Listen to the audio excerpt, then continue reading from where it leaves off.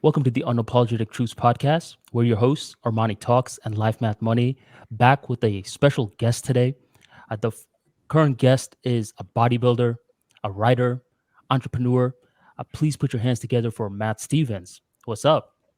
Hey Armani and Harsh, how are y'all doing? Doing well. All good, brother. What about you? I'm doing great, man. I appreciate y'all having me on today. I'm excited about the conversation that's about to ensue. We had a collaboration 3 years ago, Matt. Do you remember Yeah, that? yeah. The angle of the video was, what does a public speaker and a bodybuilder have in common? And the thing that we both have in common is discipline. If you're trying to improve your public speaking game, you gotta be disciplined. You gotta show up to these events ahead of time, and I'm sure that you got to do the same thing for bodybuilding. Oh yeah, no Oh, doubt. by the way, for those who are not aware, Matt is a legit bodybuilder. He weighed 108 kilos, was jacked as hell. And if you look at his arm, you know he's a bodybuilder. Show us your arm, Matt. Yeah, here you go. Yeah. Look at those forearms. Those are bigger than most people's biceps.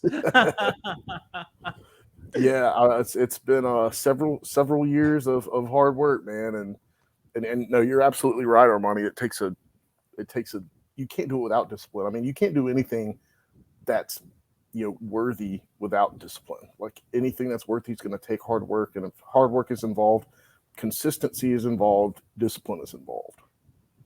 How did Absolutely. you get into bodybuilding? So probably probably a breakup if we're being honest here.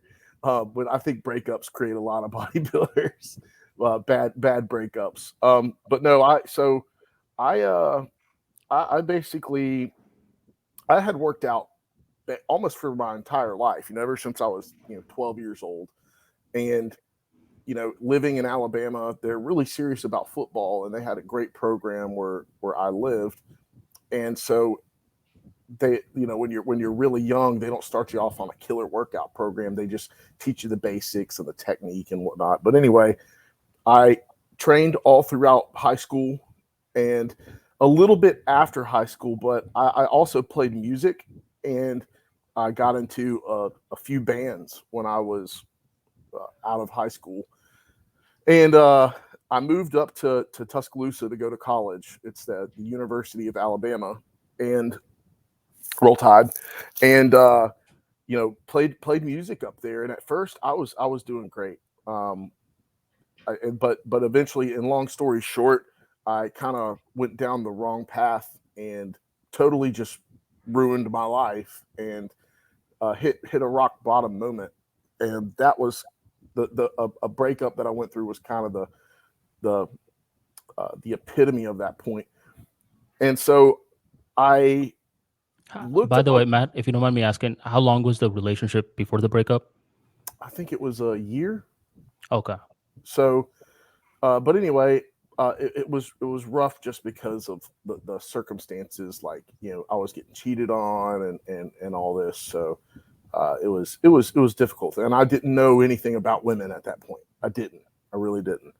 And so anyway, it was rough, and I took a look at myself in the mirror one day and was just like, "What the hell are you doing?" I was in the worst shape of my life. I was depressed. I was, I just looked ugly, and my life looked ugly, and I was just, hit by a wave of all these negative emotions, disappointment, sadness, anger, despair, and I realized like, hey, you got to do something. This is we can't keep going down this path. This is not good.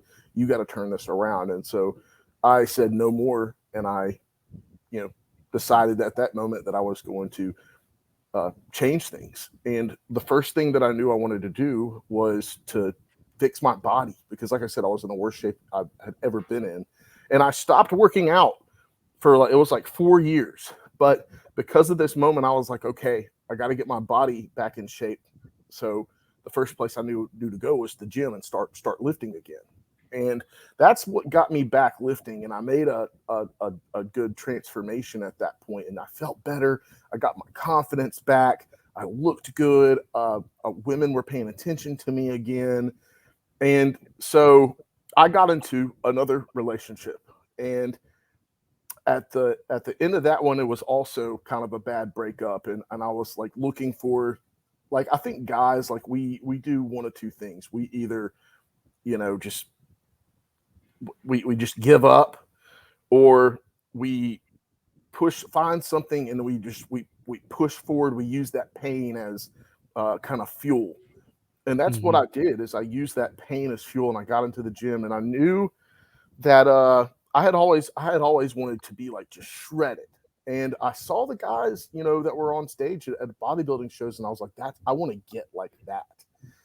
And the girl who I dated, who broke up, or who we broke up, um, she was not cool with bodybuilding, and she was like, no, she thought it was ridiculous. So now that we weren't in a relationship again, I was like, okay, I don't care what you think. I'm gonna go do what I want to do now. So uh, that kind of you know that's when I made the decision to step on stage, and it was a lot of hard work. And but once I did, I loved it, man. I loved the routine. I loved the focus, man. It was the thing that, like, I concentrated on, and I could devote my attention to, and direct that pain towards. And man, I loved it. I fell in love with it, and then that was it. I continued to just go on that path. Harsh, How old were you? Sorry, go ahead. Harsh, we were actually talking about this in one of our past episodes, where after a breakup, a lot of guys just lose it, or they become obsessed with something and grow in a certain vehicle. Yeah. And we were talking about it, Matt, where we're like, what is that vehicle that you should invest in? And both of us were like, the first thing you should do is invest in your body, because you have so much control over it. And it's unique to see that a guy like you, that's how you started your path, where you're going through a tough breakup, you're heartbroken, and at that point you could start to do drugs and become an alcoholic, but instead you choose to invest in your body. Were there Mm. some trials and errors involved, or did you grasp onto the body immediately? Well, because of the first breakup that I went through, I was able to lose all that weight, and gain muscle, and kind of transform myself, and my body, and get my confidence back and everything like that. But I even with all of that, it wasn't enough for me. It was like, okay, I still wasn't in the shape that I wanted to be in, and I wanted to go further. So the second breakup just kind of fueled that, and I was like, okay, now I'm gonna go for it. So I don't know. Does that make sense? It does make sense. And it's that pain, man. I mean, using that pain is creative energy. Hmm. When I was initially starting Armani Talks, I mean, I was going through some tough times. And that's when I was like, you know what? All this creative energy, let me channel it into writing skills. Let me channel it into Toastmasters and try to sharpen something out of this. Is that how you started Life Math Money, Harsh? Or was there some pain involved? No, there was no pain involved. It was just supposed to be a writing hobby and it just took off. I would Oh, say it okay. was a lot of luck and God's grace. I'm interested, Matt. How old were you when this happened to you? And of course, I also want to talk to you a bit more about what you learned in bodybuilding and also answer some misconceptions people have about nutrition and lifting weights. Yeah. So tell us a bit more. How old were you and what mistakes did you make when you started lifting weights? So I was 24 when I got back in the gym, and yeah, 24. I started lifting again, and I would say that, I didn't really have a plan. I mean, like, I kind of haven't had an idea of, because I worked out for football, but working out for football is specifically working out for football. It's not working out to. I mean, it will get you in shape. Don't get me wrong, but it's not like a for the average person. I mean, and usually we just continue with what we know. But I was like, okay, I want to do different things. I don't want to sit here and do power cleans and snatches and all those things, because they weren't necessary for me. So it's just creating a plan. And of course, I was just a total broke college student at the time, and I couldn't necessarily afford a coach. Um, but I would say that if you can afford it, and not just a coach, but the things that are more affordable are a workout program. I wish that I would have had a workout program that I could follow, that would have given me a plan, basically a blueprint. And so without that, it was a little bit more difficult. But I was just, like I said, with that pain, like I was nervous pulling up to the gym, like totally nervous. There were times where I pulled up to the gym and I thought, I don't want to go into, I'm going to go back home. But then I remembered, if I go back home, what I was going back to. Why were And you nervous? just I felt awkward. I felt like I didn't belong. There was a bunch of guys in there that were just jacked and in shape and super strong, and I was in there going like it's like a fat, skinny, fat, like dude, and I was kind of embarrassed of the shape that I was in. I was ashamed, and I didn't, like I said, I didn't, I felt intimidated, and so that intimidation, it was a lot. And like I said, I'd pull up to the gym and I think about going back home. But like I said, I remembered that uh, if I didn't go into the gym, the life that I was dealing with, and I didn't want to go back. I didn't want to stop. I wanted something different. So the pain of dealing with the intimidation was less than going back home and continuing my life as it was. Hmm. So Do you having have a that program plan, out? having that work training, having that training program would have made it a lot easier for me to, you know, get going. But you were saying, Harsh, do I have a program? Yeah, do you have a program, or is there a particular program that you recommend people follow? And are there any particular programs that you recommend people don't follow? Yeah. Well, so first, I do have a few programs, and I'm coming out with more. And I basically give discounts on all of them, so they can be as little as $20 to get a program. Who can't scrounge up $20 for a training program? But are there any programs that I wouldn't recommend? I mean, not necessarily. I prefer like the bodybuilding style of training just because it emphasizes recovery, but and less injuries are involved than, let's say, CrossFit or powerlifting. And so I recommend bodybuilding just as like a longevity, from a longevity standpoint. But other than that, I would say not necessarily. It's just whatever you can stick to, whatever you enjoy. If it pulls you in or motivates you to go to the gym, by all means, do it. You had a There's Do you? certain exercises I might not recommend, but and speaking of that, you had a polarized tweet recently where you yeah, said deadlifts are overrated. You care to yeah. expand your psychology on that?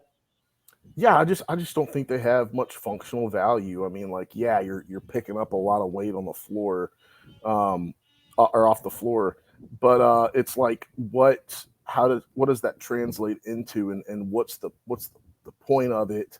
I mean, of course, it does translate into strength and whatnot, but the risk to reward ratio, I don't think is favorable. I think that a lot of people do get injured on deadlifts, and as far as like the average person is concerned, I think there are better alternatives.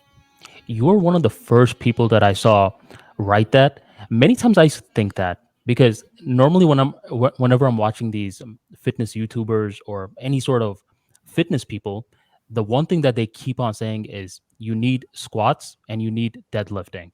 Mm. Now, Stop calling me out, man. harsh. But the main times I got injured was with deadlifting. One of the times I couldn't walk for a couple of days, and this was early on in my fitness journey. So I'm assuming that it's a common thing. But I'll be real, man. I mean, I never articulated this out loud, but I wasn't a deadlifting guy at all. So Mm. when you wrote that, I made sure I liked it. I should retweet it now too. Oh yeah. No, I mean, the thing is, like, if you can watch videos of people doing deadlifts online, on social media or whatever, and you always see how round their back gets by pulling it up, and it's like, something's bound to happen with that. And too many people do it. I mean, deadlifting is a very technical lift. There is a specific way to do it, and most people don't have that technique down, and they want to progress faster than what their form will allow them to. And so, to me, like I said, I think there's just better alternatives or safer alternatives that you get the same results with. And I don't think loading your spine very often. I mean, your spine holds everything together in your body, and you're putting a ton of load on it. And so it's the same thing with squats, but to me, squats are a little bit more beneficial functionally than deadlifts are. You're standing up, sitting down, and standing up basically. And I don't think that squats load the spine as much as deadlifts are concerned. But I guess it just depends on the person, really. And I did see It would be multiple. cool. Go ahead, Harsh. It would be cool to get Mark Repetto and Matt Stephens on the same podcast and war it out. Oh gosh. Hey, Mark, if you're listening, you're welcome on our show. I agree with Matt, though. I've been injured on the deadlift so many times, and my deadlift isn't even particularly strong.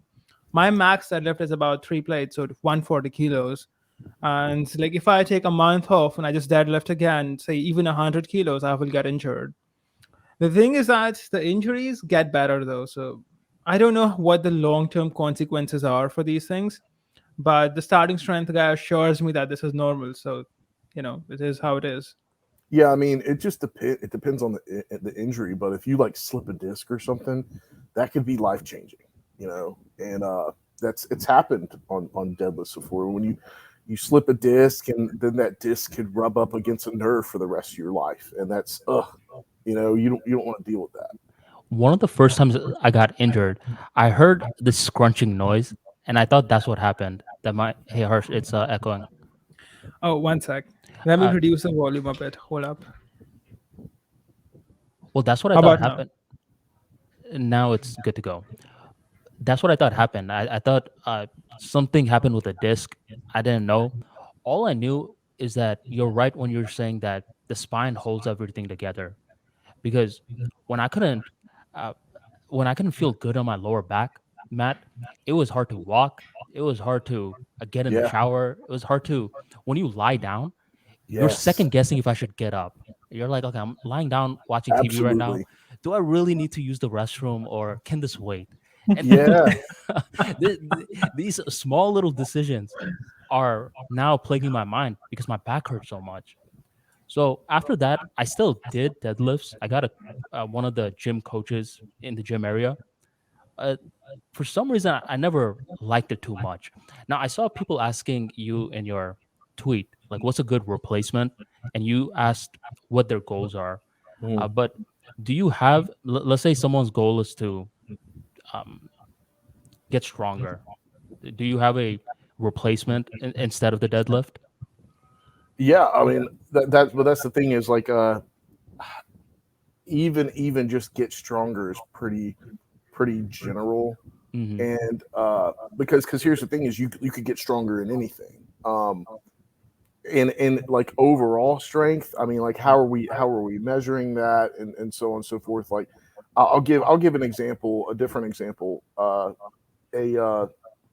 woman commented, what is a better alternative? So I asked her what her goal was, and she said that she wanted to, uh, I guess, tighten up her butt. And so I was like, okay, yeah. Well, if that's the case, I definitely have a recommendation. I would do RDLs, which is a form of deadlifting, but typically RDLs, you're not maxing out. You're not doing a ton of weight. Um, and then and it also it's perfect. It's a glute dominant exercise, so it's great for growing your glutes. And then another one I recommended to her were hip thrusts. Hip thrusts you could do a lot of weight with, and hip thrusts typically don't, I guess, conjure a lot of injuries or at least you don't hear, injuries about, or at least I've never heard about injuries with hip thrusts. But both of those are glute dominant exercises, and they're better. They're better than the deadlift as far as developing your glutes. Hmm. What's your thoughts on those people that say, "Hey, Harsh is still echoing." Oh, I'm so sorry. Let me No try problem. getting the headphone thing on, but it's not working for some reason. Okay. One sec. So, Matt, hypothetically, let's say someone mainly just goes to the gym and uses machines. Is that any less optimal than just using barbells? Because that's a debate I hear a lot, like team barbells versus machines. Some say why not both? But let's say it's a a normal person where they want to be fit, but they don't want to make their entire life revolve around fitness. Let's say they want to go to the gym and just use machines. Is that worse off? I wouldn't say that it's worse off, but what I will say is, the one of the benefits you get from using free weights are those smaller muscles that help you balance things. With your machine, with the machine, you don't necessarily have to balance because the machine is limited in movement and it's pretty much guiding you. You can't take it in any and all directions. But let's say, for example, dumbbell bench press. Um, when you're pushing up from your chest, you have to keep those dumbbells balanced, otherwise they will fall in whatever direction. So it's those small uh, uh, stabilizing muscles in your shoulders that are also getting stronger from trying to keep the weight stable. So I think that's one of the benefits you get with free weights versus machines.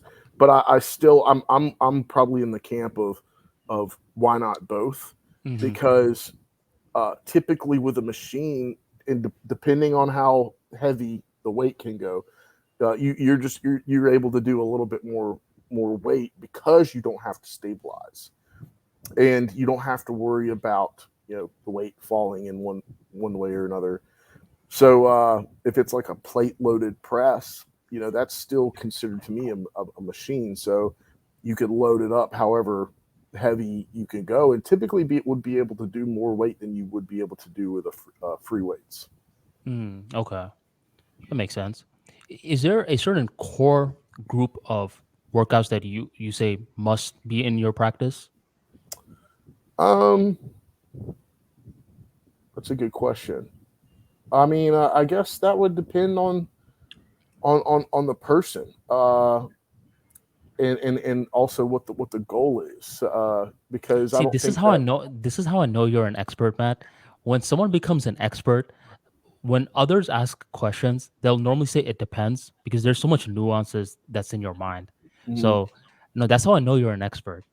Appreciate it, man. Yeah, I mean, because like let's say that uh we're doing it for someone who wants to have stronger hips, then I'd say, yeah, if we want stronger hips, then and let's say stronger hips and knees, then I'd probably go somewhere along the lines of lunges, squats, and different variations of squats, maybe Bulgarian split squats, different variations of lunges, RDLs. And so like there would be more that would come to mind for that specification. Do But you? Matt, let's say that you had a complete noob come to you and say, okay, I want to look good, I want to impress girls, and I want to also get a bit stronger. What exercises would you give him? Because I don't think most people know what their goals are that specifically. Like when I started, I would not tell you I want stronger glutes or something. I would say, okay, I want to look better, I want to Uh-huh. be healthier, and I want to be stronger. Well, It would that's be the thing really is, general. yeah, and the thing about a good coach is the good coach will be able to help you define what those goals would be. So I could ask you like, okay, well, you say if you want to be healthier and stronger, what does that mean to you? What are some body parts that you wish would look better? Typically if I ask somebody that, or a guy that who does want to look better, he's going to be like, probably somewhere along the lines of, I want abs, I want bigger arms or bigger shoulders, and then so when I am able to pull that out of the person and help them define what their goals are, then we have a better sense of direction that we want to go in. But I see. you said the first question was, what was it? I don't remember, but I do think that when I started going to the gym, I would tell you I don't care about legs because I just didn't know how important they were. Like someone Mhm. who's coming to the gym for the first time, he thinks, okay, if I want to look good, I need bigger arms, I need abs, and I just need to lose some weight. But they don't realize that they also need to train legs, their back, their shoulders. So, how do you say if someone says, okay, Matt, I want to look better and I want you to give me a workout plan? So, what would your standard routine be? Um, so I would probably, if I was just doing like a generic routine, I'd first ask them like how many days a week do you want to dedicate to the gym, and let's say that For four. Let's say four. So I'd probably give them maybe an upper body lower body split. Um, and so we would have like a upper body day where we'd be doing, you know, exercises for back, chest, shoulders. So I'd probably have like a chest. I'd have a chest press in there. I'd have a pull down in there. I would have rows. I would have lateral raises. I'd have some type of shoulder press in there for an upper body day, and then for a lower body day, I'd have some type of press for quads. Could be leg press, could be squats, could be lunges. And then I'd have some type of hinge movement. Um, would probably be like good mornings or RDLs, and then maybe even leg extensions and leg curls for a lower body day, and then for the second set of upper body lower body of that week, I'd probably just do a different set and rep range so that they get the best of both worlds. So that's probably somewhere along the lines of what I would do. what's your recommended rep range? Like someone who wants to look good, what is the rep range for hypertrophy, say? So what we found is that the rep range best suited for hypertrophy isn't as limited as what we thought it was, where it was like 8 to 15 or whatever it was. It's actually more so from 6 to 30 reps. So as long as you are training in close proximity to failure, meaning you cannot do another rep with proper form, then you're going to grow pretty much. And of course, that we have to take volume into account as well there, because there is a minimum effective volume that you have to reach, but then you also don't want to get into the junk volume range as well. So as far as like a single set is concerned, anywhere from 6 reps to 30 reps is typically where you want to end up. Do people ever come Interesting. to you? Do people ever come to you, Matt, and is like they're very straightforward. They'll say, "I'll do whatever you need me to do in the gym, but when I'm out of the gym, I want to be able to eat whatever I want." Do they ever talk to you like that, where they do want to be healthy, but they don't want to sacrifice their personal life too much? Well, I haven't necessarily had anybody that said, "Hey, I want to be able to eat whatever I want," because typically if they come to me and they say, "Hey, I want this specific result," I'll tell them exactly what they need to do in order to get that result. And typically that eliminates the whole eating whatever I want, whenever I want, and however much of it I want.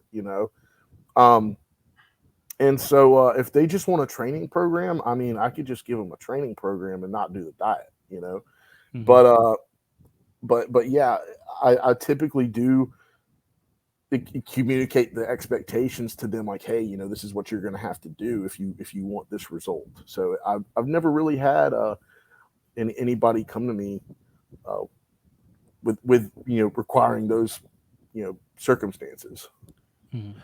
Do you provide online coaching and where can people find you if you do? Oh, absolutely, I do. And I'm open for clients currently. So you can either, depending on what social media platform you're on, you can either reach me on Instagram, uh, Twitter. in TikTok under the username Matt_S_Stevens, and Stevens is with a PH. Or you can email me at matt@realmattstevens.com. Awesome. We'll have all the links in the description. Matt, tell me, what are the biggest nutrition mistakes people make? I see a lot of weird stuff going on Twitter where everyone has a special diet, whether it's vegan or carnivore or carbs are the Keto. enemy, and yeah, keto. Or so, what are your experiences with these things? Oh, there's a ton of them.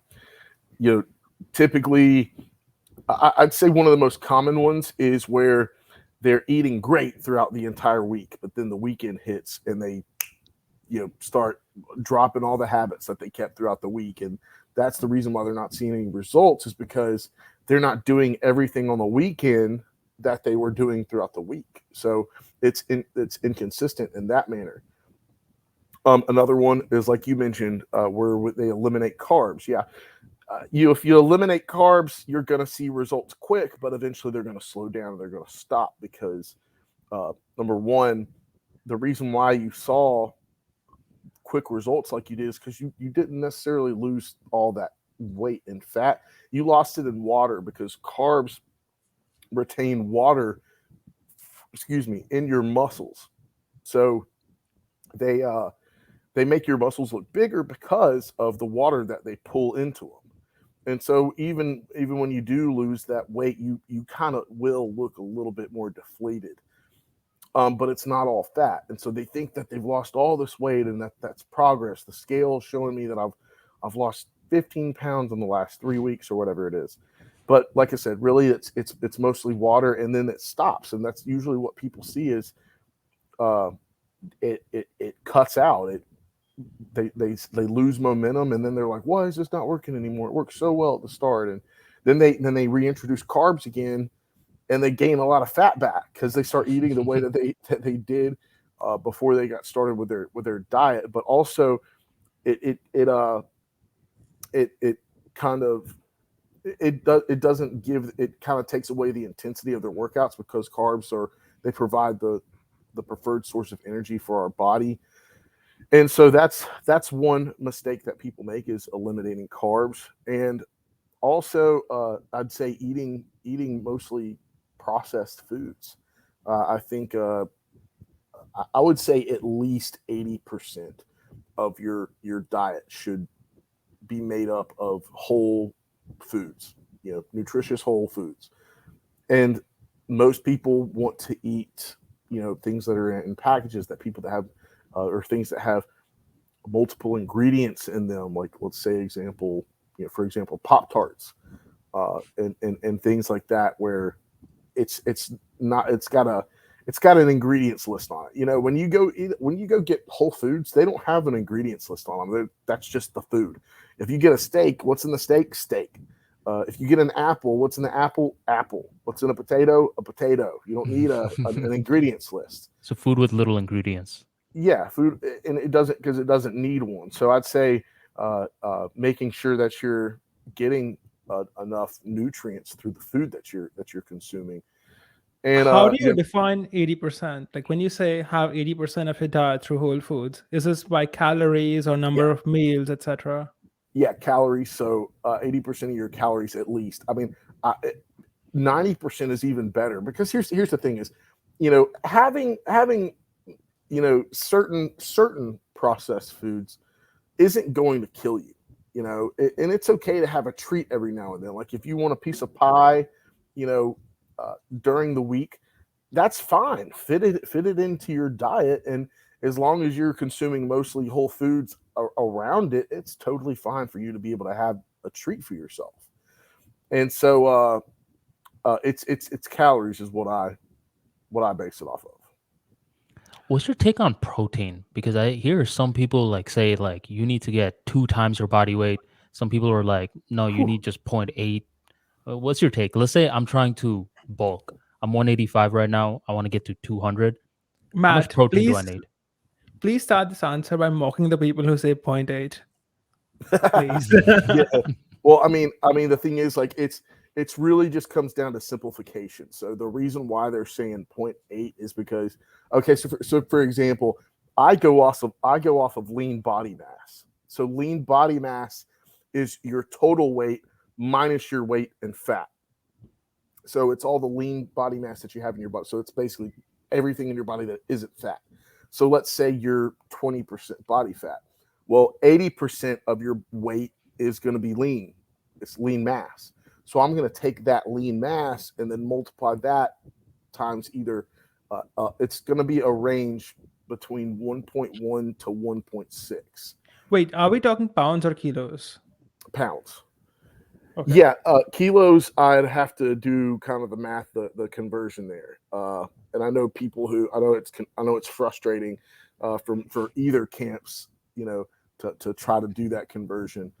Um, but as far as pounds are concerned, I'm going to multiply from the range of either 1.1 to 1.6, depending on how lean the person is. If you're 30% body fat, I'm probably going to do like 1.1. And so that's going to give them less than 1 gram per pound of body weight. And the thing is about 1 gram per pound of body weight is that if you are obese, that's going to be very difficult for you, and you really don't need that much. Really, what you want to consume that protein for is to maintain muscle mass.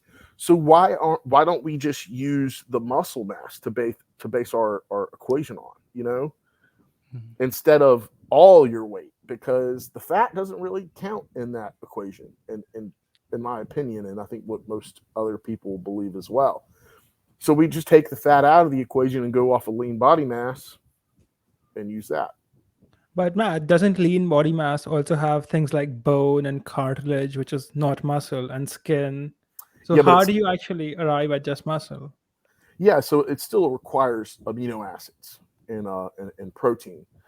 Um, for like amino acids and protein are involved in hundreds of maybe thousands of processes in the body, and Hmm. so you still need protein for that to provide the amino acids for those metabolic functions. And so even though it does count bone and your nervous system and your brain, all that still uses amino acids. So that's why we include that as well. Hmm. So what about on a cut? I've heard that you need to take more protein on a cut, and that's been my experience. But tell me more about what you think. Yeah. Well, the thing is, if you, it also that also depends on how lean you are, because someone who is leaner will probably require a little bit more protein than someone who's has a higher body fat percentage. So that's where I think that's where coaching kind of has a lot of its value, or where the value in coaching comes in, is because a coach can say, okay, here's the progress that we made and here are the adjustments that we can make, and we do need to increase protein, because a lot of people will question, like, okay, well, how often or by how much do I need to increase protein by? And so all that depends, and that's where a coach can come in and say, okay, let's increase it by this much.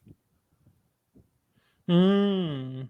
What are your preferred sources of protein? Where do you get it? How much whey do you recommend consuming? How much, say, someone who's a vegetarian and someone who's a non-vegetarian?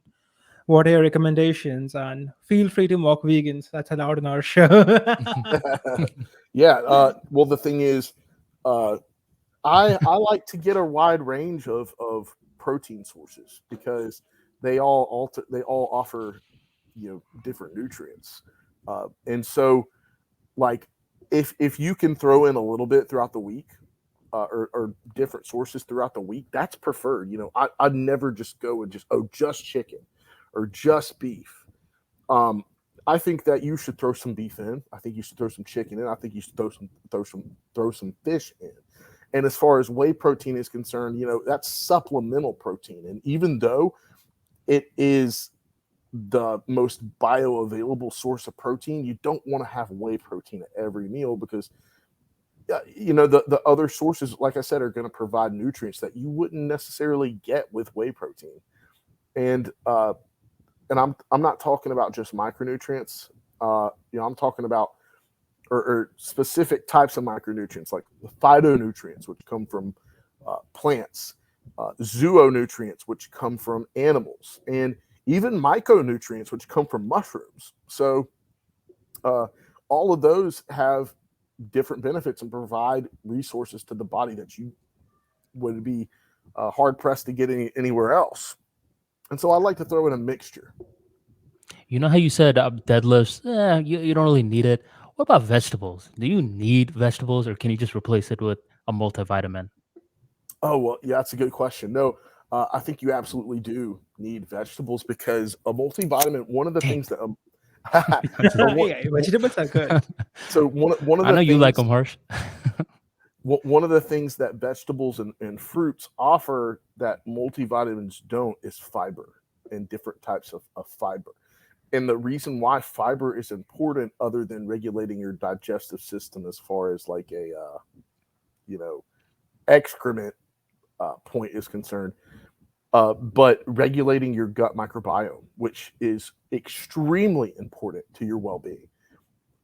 There's millions and billions of bacteria in your gut, and there's multiple different kinds of them, and so you can what they feed off of are probiotics, and probiotics feed off of prebiotics, and prebiotics are found in fiber. So when you give your body that fiber, you're helping the probiotics, which is helping your gut microbiome by feeding the bacteria and helping to proliferate the good bacteria that's beneficial to you. So if you don't give that fiber to your microbiome, it could throw things off potentially. You could have and there's good and bad bacteria, and it's by the way, it is very complex. So you could feed the bad bacteria and have an overgrowth of the bad bacteria, and then that's when you really start to see some negative side effects, maybe bloating, gas, diarrhea, constipation.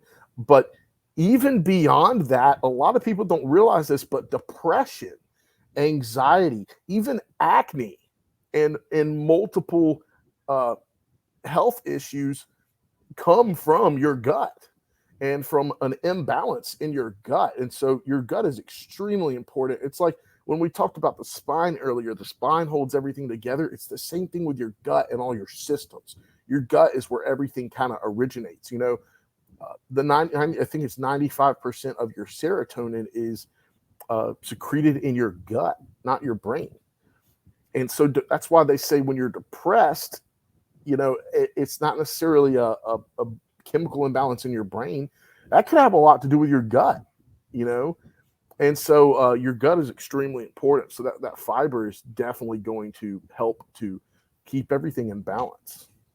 Were And you the that's one, Harsh, who tweeted out the gut is the second brain? That was not me, but I've heard that before. It has neuron cells and something like that. yeah, Hmm, it's got the second most amount of neurons, aka brain cells, behind your brain. And it's interesting. got Matt, serotonin receptors, dopamine receptors, all of that are in your gut as well as your brain. what about vegetarians? What are the best sources of protein for vegetarians?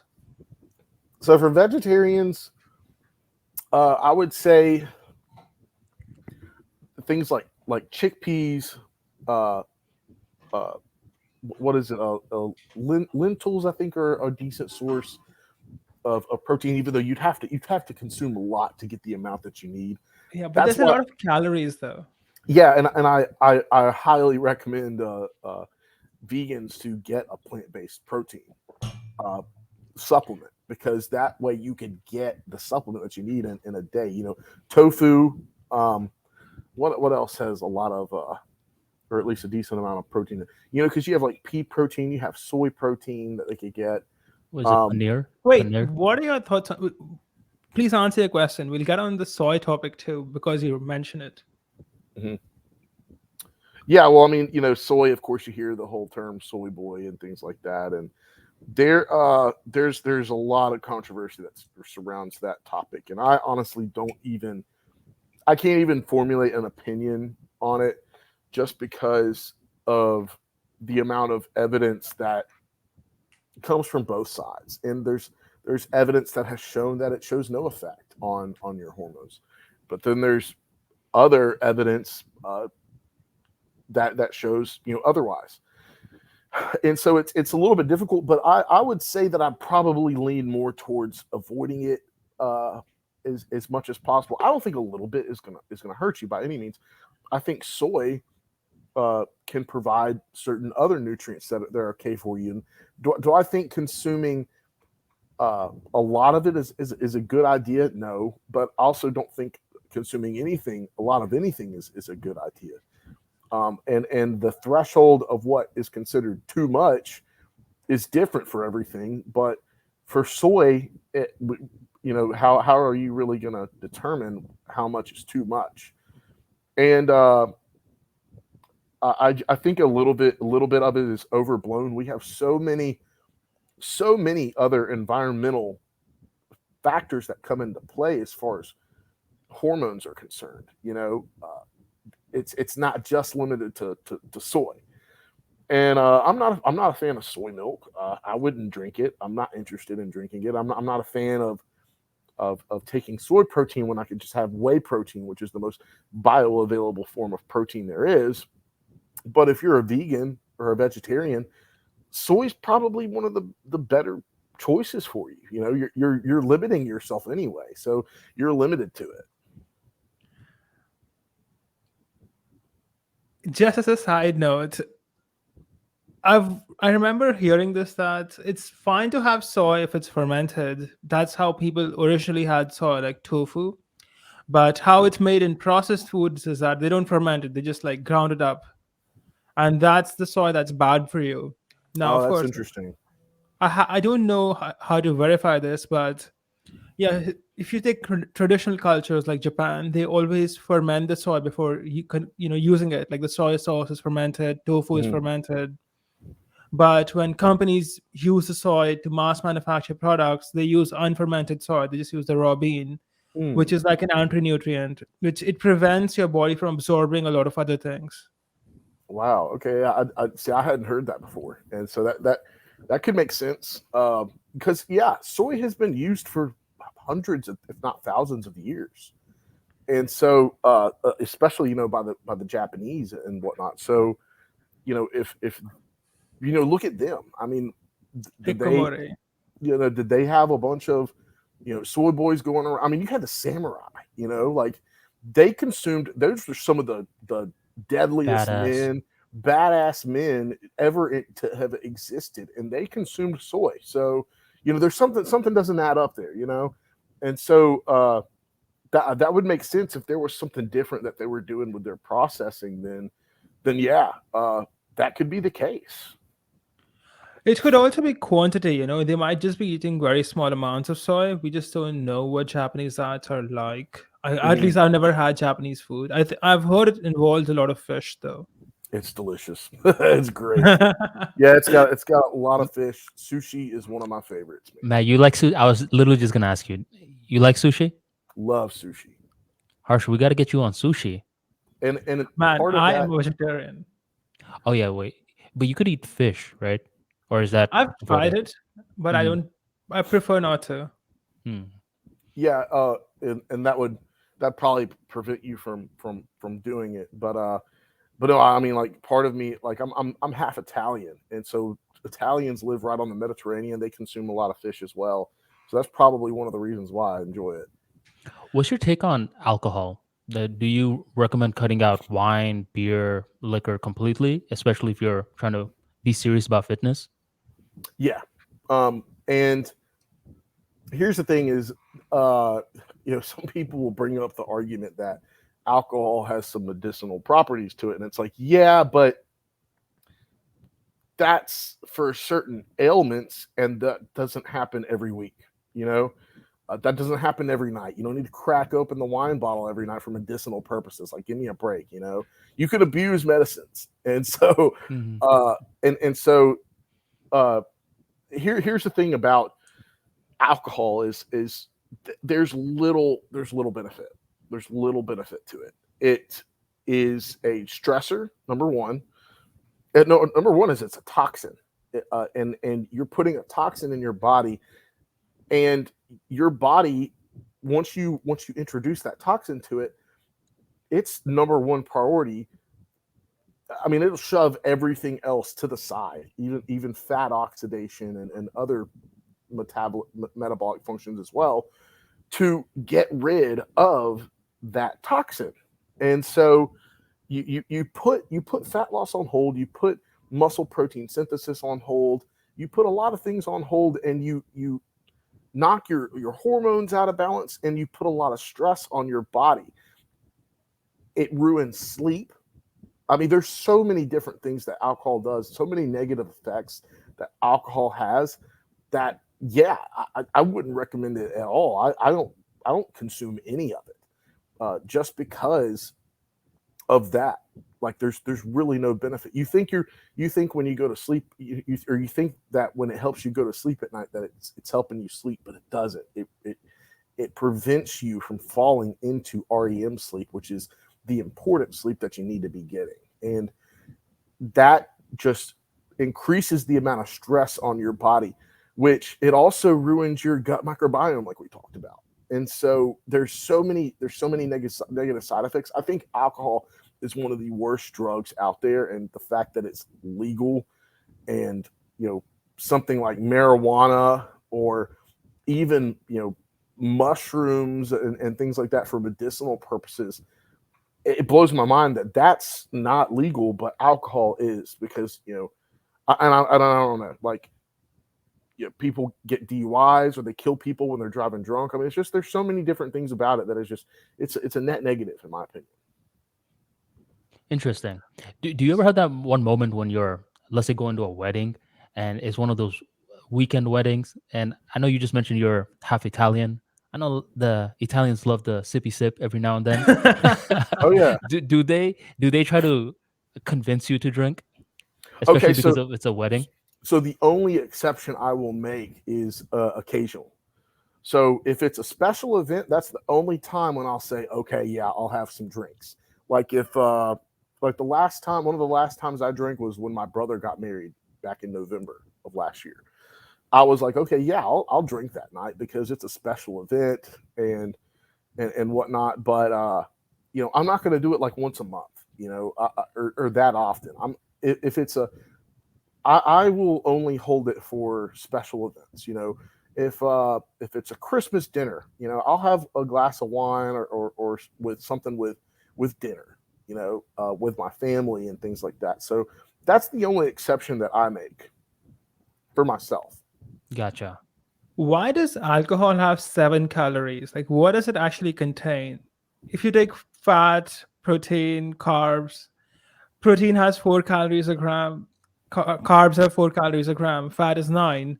What's so special about alcohol that it's 7? And what exactly is the source of energy in it? Yeah, that's a good question. And that's the thing is, I don't know if it's necessarily a source of energy, rather than just wasteful. I don't know. That's a good question. I've never really looked into it from that standpoint. You know, because, like, I don't know what it would. I think it makes your body more susceptible to storing calories. But I honestly thought that the reason why they said 7 calories per fluid ounce was because it's in between 4 and 9. Like, you have 4 calories for fat or carbs and protein, and you have 9 calories for fats. And usually, if you want to fit alcohol into your diet, you either need to take calories away from fat or carbs. So I think 7 was where they kind of put it in between, where you could take away from both. But I could be wrong. I need to look into that. Does that make sense? Not to me, to be honest. Okay, so all right. Let's say that I'm dieting and I have a certain amount of calories that I can have within a day. Mhm. So a certain amount of those calories are going to come from fats, carbs, and protein. So typically what we say is if you want to have alcohol, then substitute that for carbs or fat. And so because fat is 9 calories and carbs are 4, you kind of have 7 as an in-between point. So if you wanted to take away calories from both, like, hey, I'll take half the amount of alcohol that I'm having away from fats and half of the amount of calories that I'm having from carbs, and then put the alcohol in there. I don't know, because I guess there would still need to be calories coming from fat, but I just don't know what the like, you know what I What the mean? Like, macro is, yeah. well, What the your macro body, is. because your body has to extract the calories from, have to break down the calories into a simpler form, and I know that alcohol is broken down into like ethanol in your body, but your body doesn't necessarily use ethanol as fuel. And so, like, to me, the whole calorie, like where the calories come from, I'll have to look into that, because, like I said, it's a toxin, so your body isn't typically using it for fuel. He's I'm trying to not get So that's rid sure of it. about that. I'm so not that's sure a, about that so that's because, sorry, go ahead. go ahead. I've heard that pirates, when they would go on long voyages, they would carry a lot of rum with them and they would use the rum as a source of calories because rum wouldn't spoil on their trips. So they were actually living off the alcohol. And if they are living off of it, then I think it has some source of energy. I don't know how clean it is or how good it is for their health, but clearly you can live on it for some time. Yeesh. Yeah, like I said, I'm gonna have to look into that, because that, to me, that doesn't make much sense. But I mean, it's possible.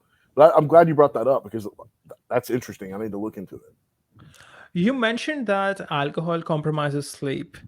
How much sleep do you actually need to grow? Do you need to sleep extra, or is 6, 7, 8 hours enough? And what exactly happens when you sleep? Because I've heard that you lose weight in your sleep and not when you're actually moving. Yeah. So the amount of required sleep is of course dependent, but it usually falls within the range of 7 to 9 hours. And so a lot of people are undercutting that, and I don't see how they do that. I was kind of forced to undercut it this weekend, and I totally felt it. 6 hours of sleep, I felt it, man. And I don't see how people do it. But when you go to sleep, there's so many different things that happen. Your body detoxifies itself. Um, it restores certain hormones, so your hormones balance back out, and that's multiple hormones. Hunger hormones. Uh, uh, I guess androgenic hormones, such as testosterone. You have your estrogen, and the hunger hormones are like leptin and ghrelin, and certain peptides, and it repairs different things. So muscle protein synthesis is still very active. You have an increase in human growth hormone. You have an increase in insulin growth factor, and it's super important to recovery. If you want to recover, you got to get your sleep, and that's where that's where people make most of their progress is in sleep. And I think most of the weight that you lose in sleep is going to be water weight, because a lot of times, like, I don't know how often y'all get up to go to the bathroom. I get up quite a bit to go to the bathroom at night, but also breathing, your breath. You lose hydration through your breath. And so when you see a drop in weight in the morning than what you were before you went to sleep, that's mostly why. And so that's why you got to get rehydrated in the morning when you wake up. And so a lot of people don't realize this, but fat is when you lose fat, when fat is oxidized, basically when it's used for energy in your body, the byproduct of that is carbon dioxide, and that comes out of your breath. So you can actually measure that. There's certain ways to actually measure that, and to see if your body is utilizing fat or carbs as an energy source in that moment. But typically, if you're in a parasympathetic state, which is what sleep would put you in, and when I say parasympathetic, that's talking about your nervous system. You have your sympathetic nervous system and your parasympathetic nervous system, where your sympathetic nervous system is your fight or flight response. That's where your body switches on to either fight or flight. You know, when it senses danger, or when a stressor occurs, and it's a stress response. Basically, is what the sympathetic nervous system is for.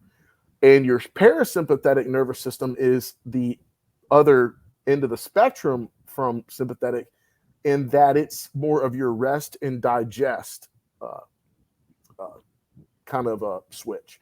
So there's no danger present. There's no stress present. You're relaxed. Your body's able to digest food and uh, do other processes to help your body recover in that moment. And it's good to have a balance of the two. You don't want to be. Most people are uh, way heavier on the sympathetic side than they are the parasympathetic side, in that they're always stressed out. And so when you go to sleep at night, sleep is parasympathetic, which is really good for recovery. And so you don't want to cut it short, especially if during the daytime you're in a very sympathetic state. So sleep is it's crucial. It's pretty damn crucial. I just learned a lot about sleep. Do you recommend napping, or do you see no benefit to it? No, napping is great. However, they have done studies where the the the time of the day that you nap matters. So statistically, and this is based off of those studies, and I don't know exactly how well the studies were done and whatnot, but I'm going to trust that they were done well. But if it's before 2 p.m., and this is assuming that you're going to bed at 8 and waking up at maybe 6, 7, anyway, or maybe even earlier than that, or going to bed at 9. Anyway, if you take a nap before 2 p.m., that's okay. But they learned that anyone who took a nap after 2 p.m. had a difficult time that night getting into REM sleep. So, like I mentioned before, the REM sleep is the important sleep that you want to get to. That's the stage of sleep that you want to be in, and you want to spend a lot of time in, because that is high quality sleep. Mm-hmm. So when you take a nap, what they found is that if you take a nap after 2 p.m., and that's also why they say don't have caffeine, after I think it's after noon or 2 p.m., is because the caffeine will also prevent you either from falling to sleep or getting into REM sleep. But as far as naps are concerned, after 2 p.m., what they found was that people had a difficult time falling into REM sleep. Wow.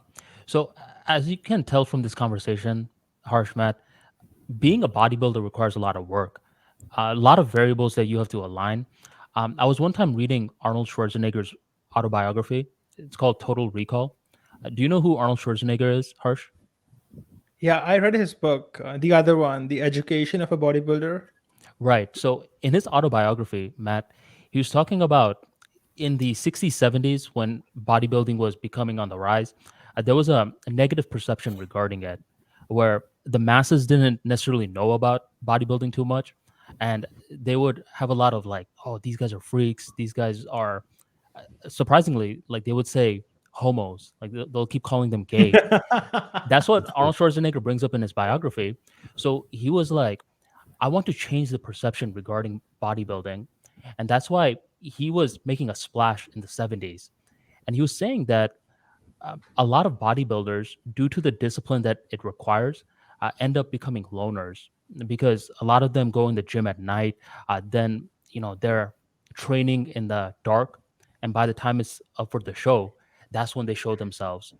And Arnold was able to capitalize on this, Matt, because he was this extroverted personality who always wanted to be, working out in the beach, etc.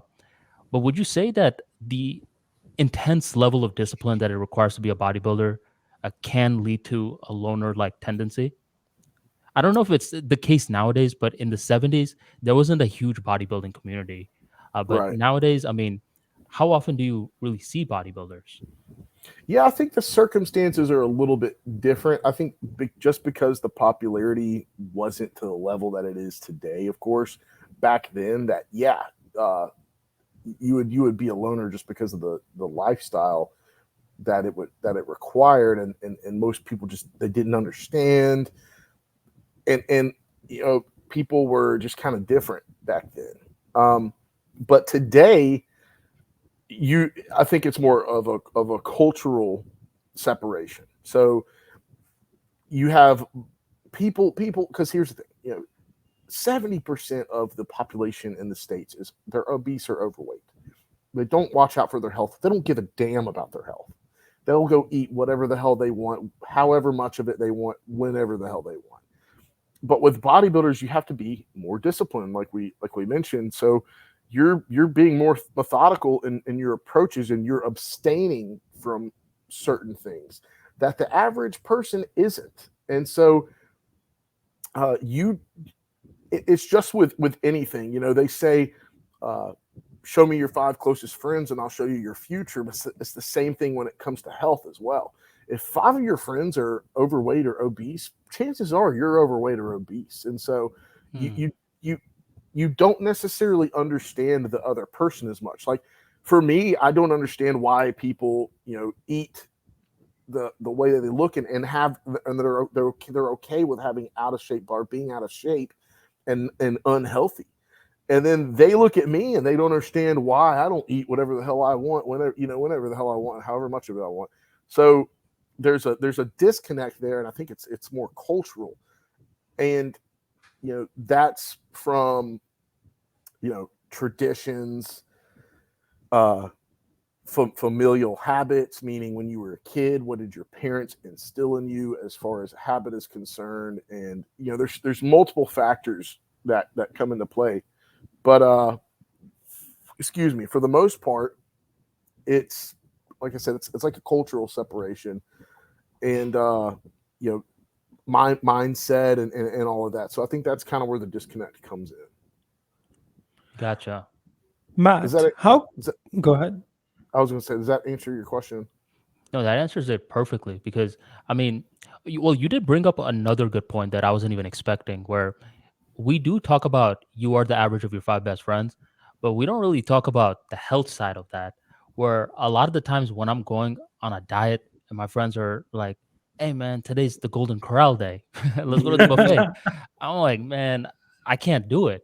And if I Yeah. do it, they're trying to peer pressure. They'll be like, "Come Yes. on, man, you're just gonna be eating lean meats. I mean, they got meatloaf, they got all this other stuff." So that's an interesting point that you brought up. Yeah. You were gonna ask something, Absolutely. Hirsch? To add on to what you said, that really does happen because I remember a few years ago when I actually learned about this calorie counting stuff. I would say cut 500 calories a day for 5 days, but on the weekend, I would have like a pizza or something, which is like 2000 calories with some garlic bread, whatever. And I would just reverse 5 days worth of a cut in one day. Hmm. Uh, and I was wondering why I'm not making any progress. Like it's fine to have one cheat meal per week, right? And then when I started putting that in the app, I'm like, oh, so here is my mistake. I'm having 2,500 calories in one meal. Yeah. So you're right. So you can't mess up, especially if you have friends who encourage you to mess up. Even one meal can just ruin your week. Yeah, and that's typically what happens is you get that whole come on, man, come on, you don't have to live a little, or you don't have to do that, and they'll convince you to, because they don't want to be the only ones doing it, and they see that what you're doing, and they just want to pull you in, and you want to pull them in. But here's the thing: the path of least resistance has the most influence, typically. So more than likely you are going to be the one who gets pulled in, and that's why you just got to, unfortunately, just have to separate yourself from some people. Mhm. Matt, does this work in reverse too? I've heard that a lot of people who are fitness influencers and into bodybuilding, they use a lot of steroids. So do you think there is an incentive to use steroids? There's peer pressure to use it. Why do people take it? And what percentage of people do you estimate actually use steroids on the internet? So there is probably maybe a cultural influence to utilize steroids. Um, and yeah, I think there's multiple factors that go into the influence of wanting to do steroids.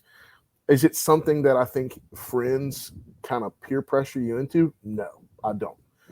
No, you don't hear anybody saying, "Oh, come on, man," or at least I never have, because you don't get high. Like it's not the type of drug. It's not the type of drug where you're gonna get high and party. It's the type of drug that just can help you get a little bit stronger and gain a little bit more muscle. And so it's I think it's more so of maybe an insecurity in some guys where they don't feel like they're in the amount of shape that they need to be in, and they think it's going to provide a shortcut when in reality it doesn't. If you aren't doing everything within your power, and what I mean by that is, are you dieting correctly? Are you training? Are you recovering correctly? All of those factors that all go into it. Are you really doing as much as you can to get the results that you want, or are you just trying to take a shortcut? Because I think that's what a lot of guys are trying to do, and they don't realize that it's not the shortcut they think it is. I was watching this guy on YouTube, and I'm sorry, I forget his name, but this is a very buff guy with a really, really high voice. He's an IFBB pro, and he was talking about this guy Douchette. called, yeah, that guy, Reset. Greg Doucette, yeah. Yep. And he was talking about this other guy on YouTube who's called PewDiePie, and PewDiePie.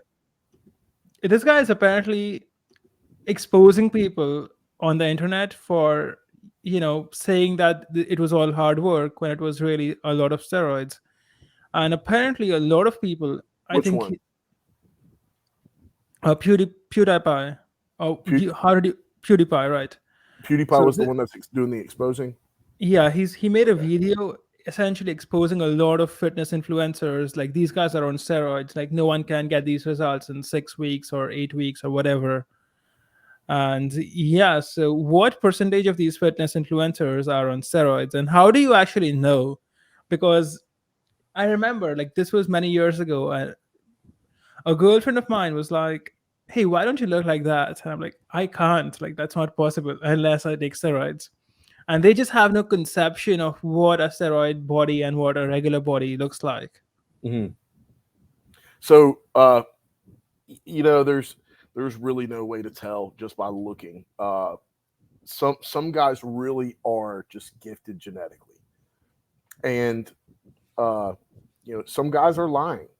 Some guys are claiming to be natural, and they're not. But the only real way to tell is through a blood test, a blood panel, and you know that's kind of a hard. It's kind of hard to catch somebody and get them to take their You blood. did it. So yeah, like there's really no way to tell, but I believe it's pretty prevalent. The only difference between like modern times and let's say 20 years ago in the 2000s, maybe 2002, for exact, there's more information today than there was back then, and so you have the ability to do it in a much safer way today than you did back then, because back then guys were taking advice from the dude they were getting it from the gym, like, and who knows what the hell the advice that guy was giving people. Oh, you need to take this and this and this, and it's like, oh, you're ruining these people. You're really screwing around with your hormones, which have such a massive effect on every process in your body. And so to be reckless with that, it's stupid. And so it's so important to be educated and to learn how it's going to affect you, and to mitigate those effects, the negative effects, as best as possible if you're going to do it. Because if health is important to you want to take it seriously.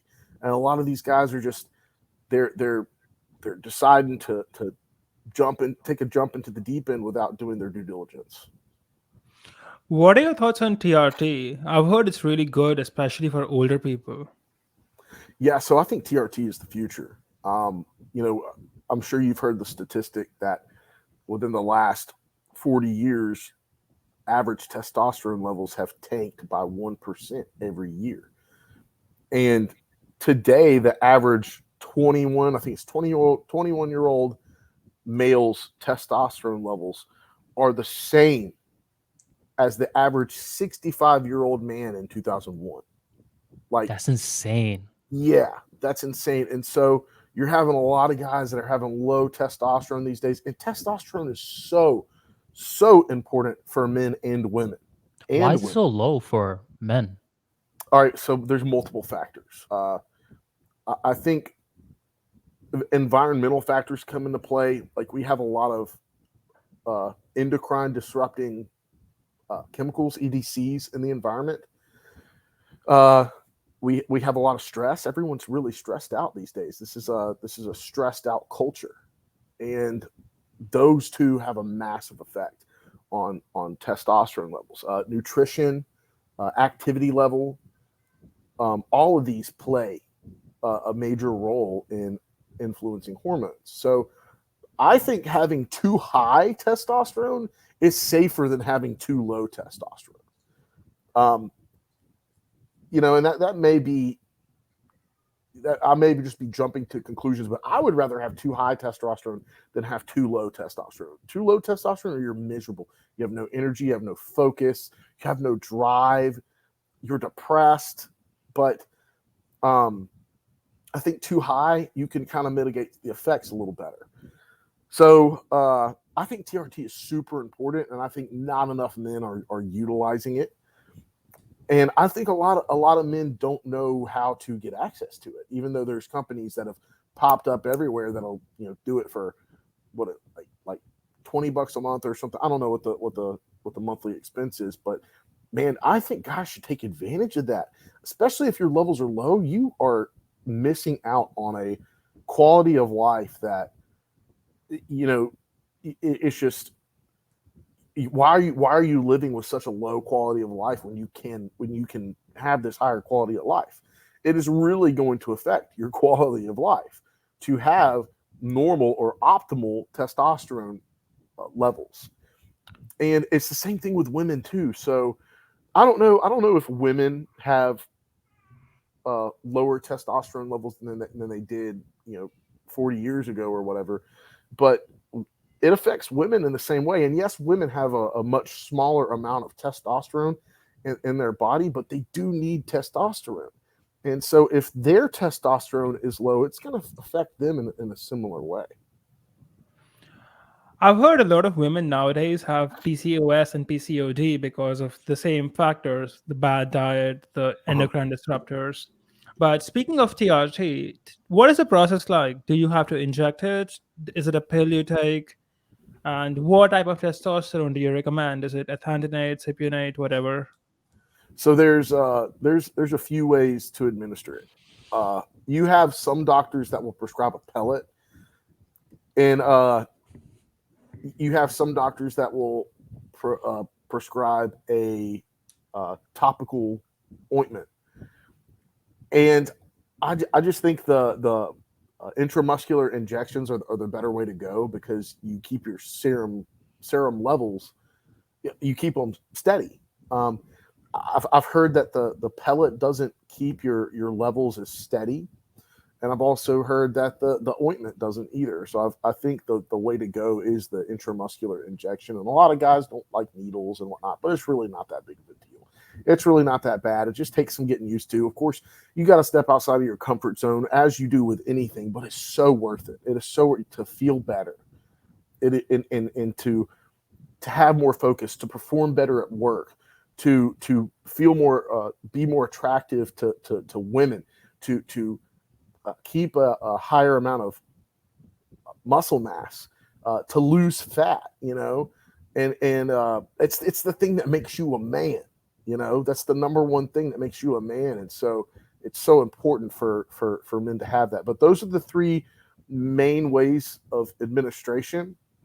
And if you're going to do the intramuscular injections, yeah, the doctor's probably going to get you cypionate or inundate. Are there any Why? side effects? Side effects to TRT? Mm-hmm. Um, it depends. It depends on the person because everyone kind of reacts differently. So if you aren't exercising and eating right, of course, it could increase your hemoglobin and basically your blood count. So when your blood count goes up, it could increase blood pressure. It could make your blood a little bit thicker. And so if you're not exercising and doing your cardio and things like that, it can be kind of rough on your cardiovascular system. But TRT is putting your testosterone levels within optimal ranges. So it shouldn't be anything out of the ordinary. And you should be eating right, exercising, and so on and so forth anyway. So I think the effects are very minimal. It's only when you do a super physiological amount of testosterone that you start seeing the negative effects. Hey Matt, if someone wanted super physiological amounts, would they need a prescription, or could they just claim to identify as a man and then get it? I mean, typically, yeah. I mean, typically, a lot of guys are getting it off the black market. I think the majority of guys, and so you just got to be careful about that because you don't know where it's coming from, and you would probably need to get it tested and whatnot. But it would definitely help to have a prescription. It's just what doctor is going to prescribe that much to you, you know? See, I wonder if you could get two prescriptions from two different doctors and then just DIY it. But, these are just jokes and we don't mean them seriously. Don't do it. Mm-hmm. Harsh told me to. See, that's the reason why I'm annoying. We'll blame it on that ArmaniTalks guy was condoning it too. No, there Matt, are. Go ahead. go ahead. Well, there are these little insights that can honestly change your life. And there was this one week, Matt, where I was working on one of those books, and I was literally at my crib the entire week. I left, but it wasn't too much. Um, and I felt awful. Like I felt nauseous. And by the end of the week, you send out a newsletter which says if you do not get sun for a certain amount of the day, then you're not going to feel good. There's actually physiological changes that are happening to you. And clearly, like next week, I was going to leave my crib. But that particular week, I was feeling awful. And then it started to click for me where there are people from Florida that move to these places that's cold all the time. The Yeah. sun doesn't come out, and Canada.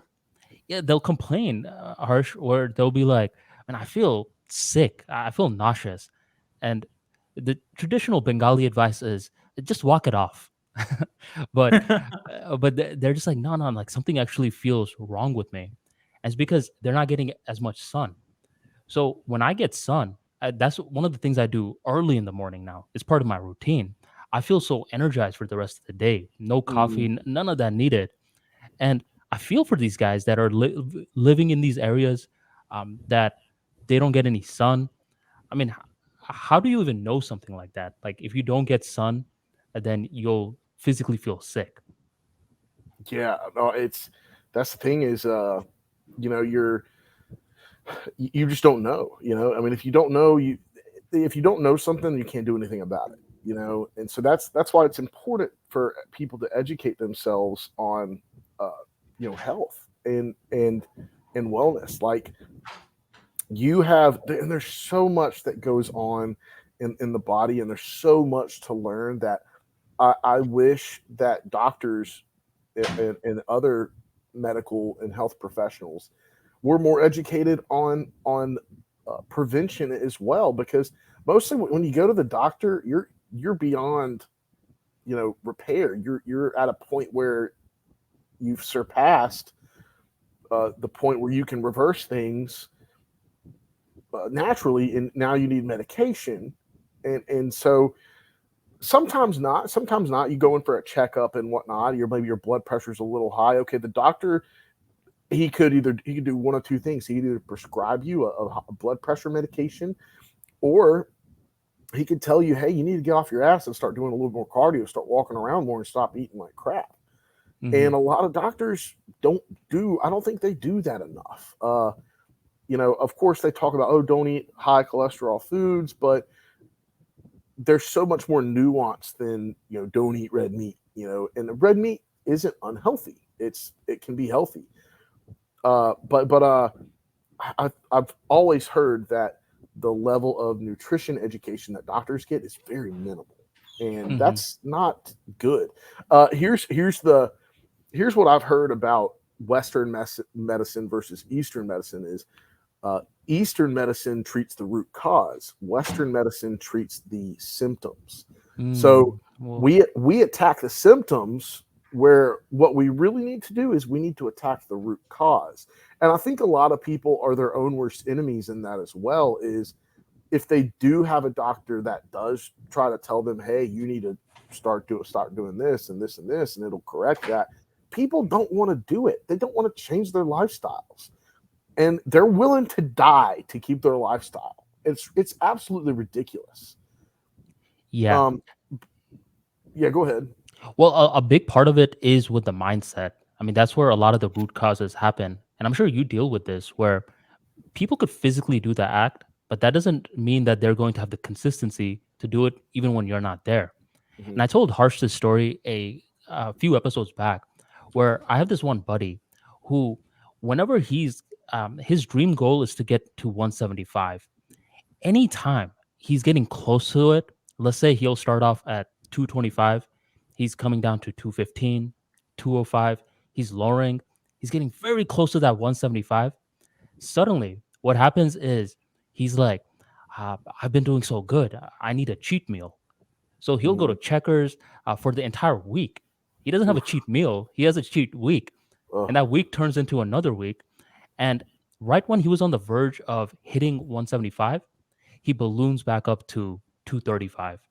And it's been happening for, I would say, 5+ years since I've been knowing him. And I'm See, if Wow. he like, was lifting heavy during the stuff, he would be really jacked right now after so many yeah, I carton mean, bicycles. Sorry. because he was, you ever heard of P90X, Matt? Yeah. So this was in 2009. Him and his brother were always doing P90X and getting fatter. And we're like, well, what is this P90X thing? It definitely doesn't work, because these two brothers, they kept tweeting that they were doing the workouts. They were like Uh, sharing their goals with everyone. So people in their mind were like, well, these guys are working out so hard. They should be losing a lot of weight. And then after the summer, they're getting fatter. So our perception was P90X is that workout that makes you fatter. So one summer I got hyper curious, and one of the brothers stopped doing P90X. The other brother needed a workout partner. He asked me, he's like, hey, do you want to do this with me? And he had all the equipment, he had the program. I said, sure, I could dedicate 90 days to this. I did it. And this is the same guy that keeps having that mental block with 175. He's amazing at the working out part. He'll keep pushing me to keep on going, but he keeps messing up the diet part. yeah. So that's why I was like, no wonder these guys are getting fatter from P90X. It's not the program that's the issue, it's their discipline that's the issue. Yeah. The diet. Yeah, so a lot of it comes back to the mind. I mean, what is the root Absolutely. cause? Hmm. Yeah. And here's the thing that, I'm coming to the conclusion that there's no, like, and everyone is looking for that hack, that one thing that is going to just change everything. But they they they don't want to face the reality that it's tough, and you just got to force yourself to do it. Like, there's nothing that's going to make that easier. And that's the harsh reality of it, is it sucks, and you just got to make yourself do it even when you don't want to. And that is the whole thing about discipline. There's no type of realization or uh, uh, revelation that you can have that is just going to make you go do it. You just got to do it. And Hmm. you got to continue to do it every day, as difficult as it is. And that's what's so difficult. That's what sucks about life in general, is that change is difficult. Your body doesn't want to change. It's not necessarily your mind. You, in your mind, you want to change. You want something different, but it's your body that doesn't want to get out of homeostasis. And that's what your comfort zone is. Your comfort zone is homeostasis, and your body will fight to keep you in homeostasis. So when you step outside of that boundary, then your body's like, come back here. So Come let's back. say that, yeah, you want to start getting up at 5 a.m. to go lift, whereas you've been waking up at 7 and going straight to work and then going to the gym after you go to work. Well, you try to get up at 5 a.m. and it just sucks. It's going to suck for maybe the first week or two. Then your body's going to start getting used to it. Then you start noticing you're waking up earlier on the weekends because you wake up earlier during the weekday. And you notice that it gets easier. It becomes more automatic when you get up early in the morning. But at first it sucks. You just got to force yourself to do it. And that's where people, like I said, that's where people just, they don't want to accept that is the reality of things. It's just, I got to make myself do it, as much as my body doesn't want me to. So when it comes to the diet, that craving hits, that craving for that checkers that hits that guy. The reality is that there's nothing that's going to stop that craving or make that craving easier to deal with, other than, of course, maybe making the diet a little bit more sustainable. However, that, there's a few variables that we can take care of there. But let's say all of that is done and the craving comes for checkers. The reality is that there's nothing that's going to stop that craving. It's just, he's just going to have to battle it. But here's the thing.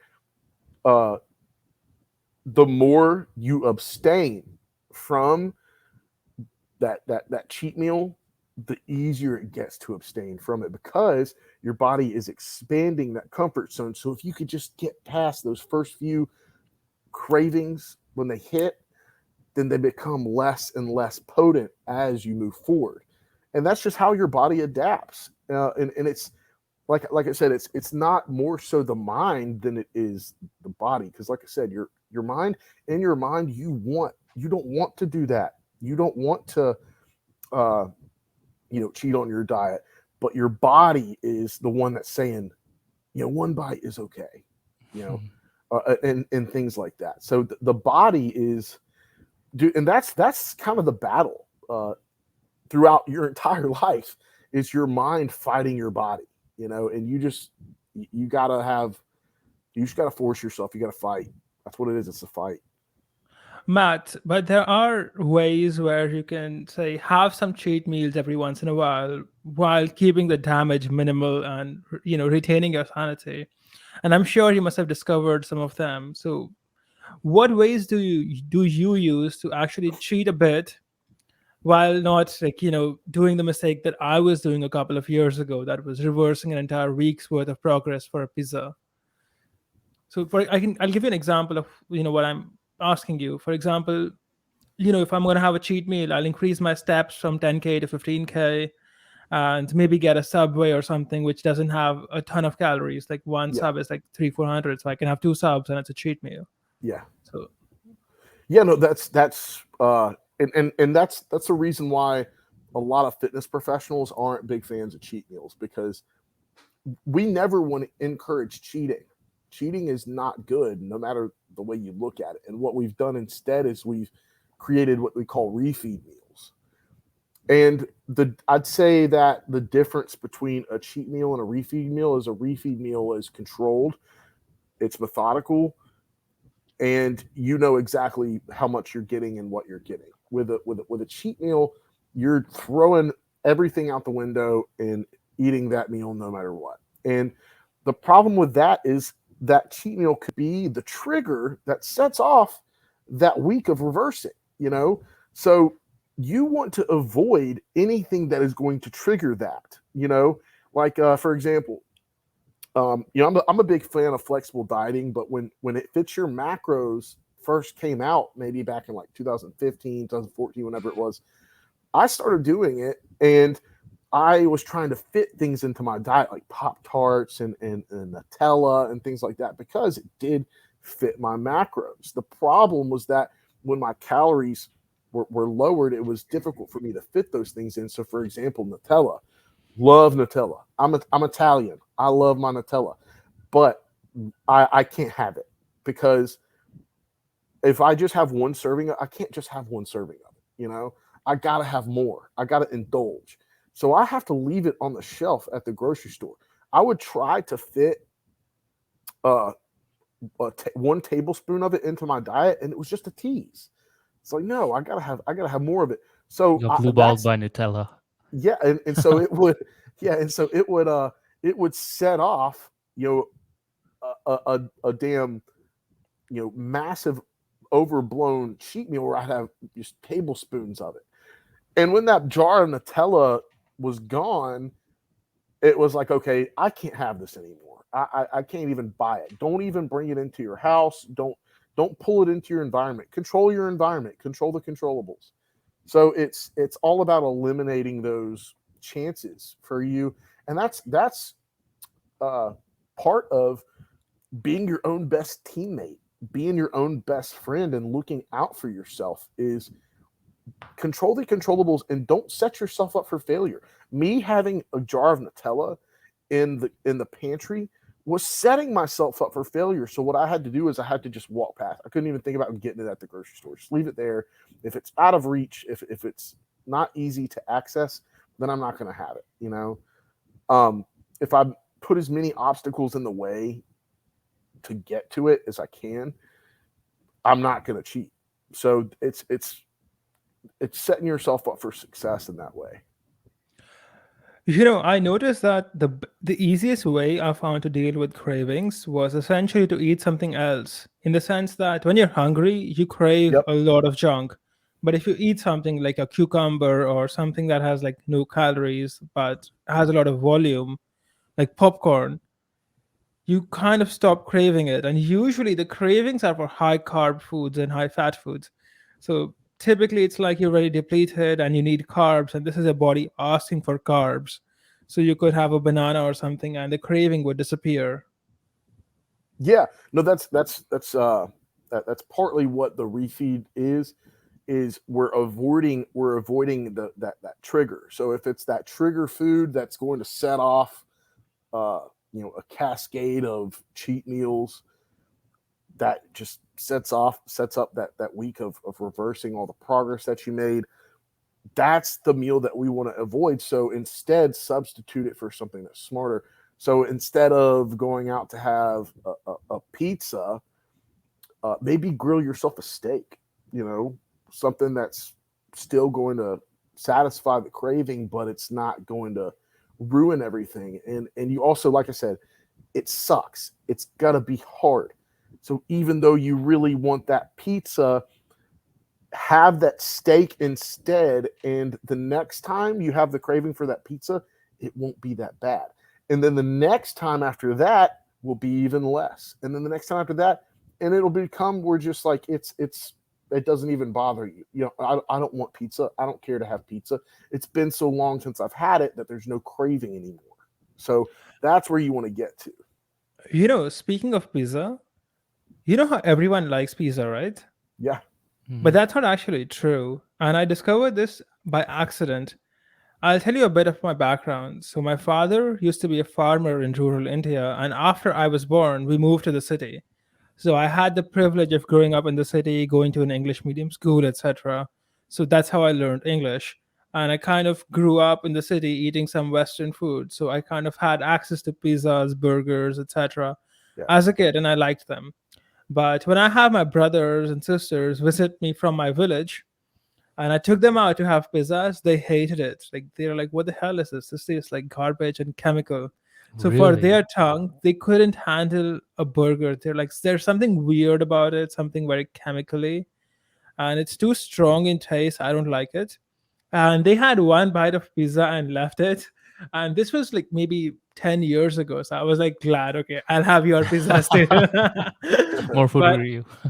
I was shocked to see that unless you grow up eating these junk foods, you don't really like the taste. Yeah. Yeah, no, Yeah. no, that's the thing too, is um it's not palatable because you weren't introduced to it at an earlier age. I mean, and it's different for certain things. I mean, recently, who was I think it was a friend of mine who had never tried raw oysters before, and he was willing to give it a shot. And though even though he's never had them before, he loved them. And so you're kind of taking a chance by doing that. But also, there's different kinds of pizza, so it could be the certain toppings that they didn't like and whatnot. So uh, No, it was just a regular double cheese pizza because this was a time so even I didn't like toppings. But they didn't like any of these fast food items. They couldn't stand pizzas, they couldn't stand burgers, wow, and it was just the strong flavors in them. It was yeah, just too overwhelming. And I can May, like kind of attest to it. Sorry, go ahead. well, Well, what I've noticed as go- well is that like pizza that's made by or made in America is different than pizza made in Italy. So it could have to do with the way that it's made and the like the not the maybe the quality of ingredients. Could be. This was Domino's pizza, so Oh yeah. God, yeah, no, Hey, but they I need like actual authentic Domino's. Italian pizza. the reverse is also true. Whenever in my last job, I would take my white coworkers to Indian food. They'd be like, "Ew, man, this is too strong for me. It's too spicy." I'm like, "Man, you haven't even eaten the spicy food yet. This is just." They're like, "Oh, tangy." So no, I mean, I never thought about it like that, Harsh. Where if you're from different parts of the world, what is considered a delicacy for one person, someone else may hate, and vice versa. Hey, But but for you me, can't bring white people in this because their food is like tasteless. Yeah, Like mashed potatoes and crap like that. Come on, man. Have you not I heard of love ma- chili? I love you need mashed to potatoes. need to come to the South and have mashed potatoes. We make them different down here. Oh, you do? Okay. Yeah, What do you do differently? butter, butter. Ah, I'm gonna stop by Alabama one of these days, Matt. That's one of the places I've never thought to visit, but I Yeah, know at least one person there, so we'll definitely stop by. If come you're on ever in by, man. Tampa, if you're ever in Tampa, hit me up. I believe you need to. This is the time where you need to start getting to go, right? Yeah, yeah. I think now's about the time. Matt, where can people find you? And tell us a bit more about your products and your website and your training programs, etc. Yeah. So if you want to find me, the easiest place to get access to my content, of course, is going to be social media. So that the main platforms that I'm on are Instagram, Twitter, and TikTok, all under the same username, Matt underscore S underscore Stevens, and Stevens is with a PH. I also have a website, realmattstevens.com, where you can look at the different programs that I offer. You know, I have fat loss programs, I have muscle building programs, I have a diet guide, and I also offer coaching as well. And if you want to inquire about coaching, all you have to do is contact me. So you can either message me on Twitter or Instagram, or email me at matt@realmattstevens.com, and I'll be happy to provide the information to you there. Awesome. And for our female audience, can you tell us where your OnlyFans is?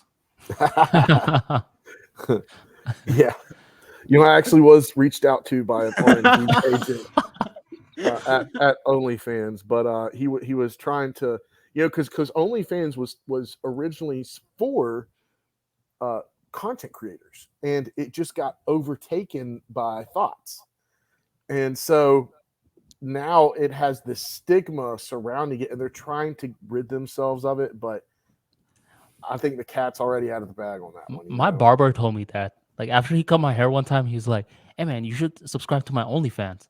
I'm like, "You're what?"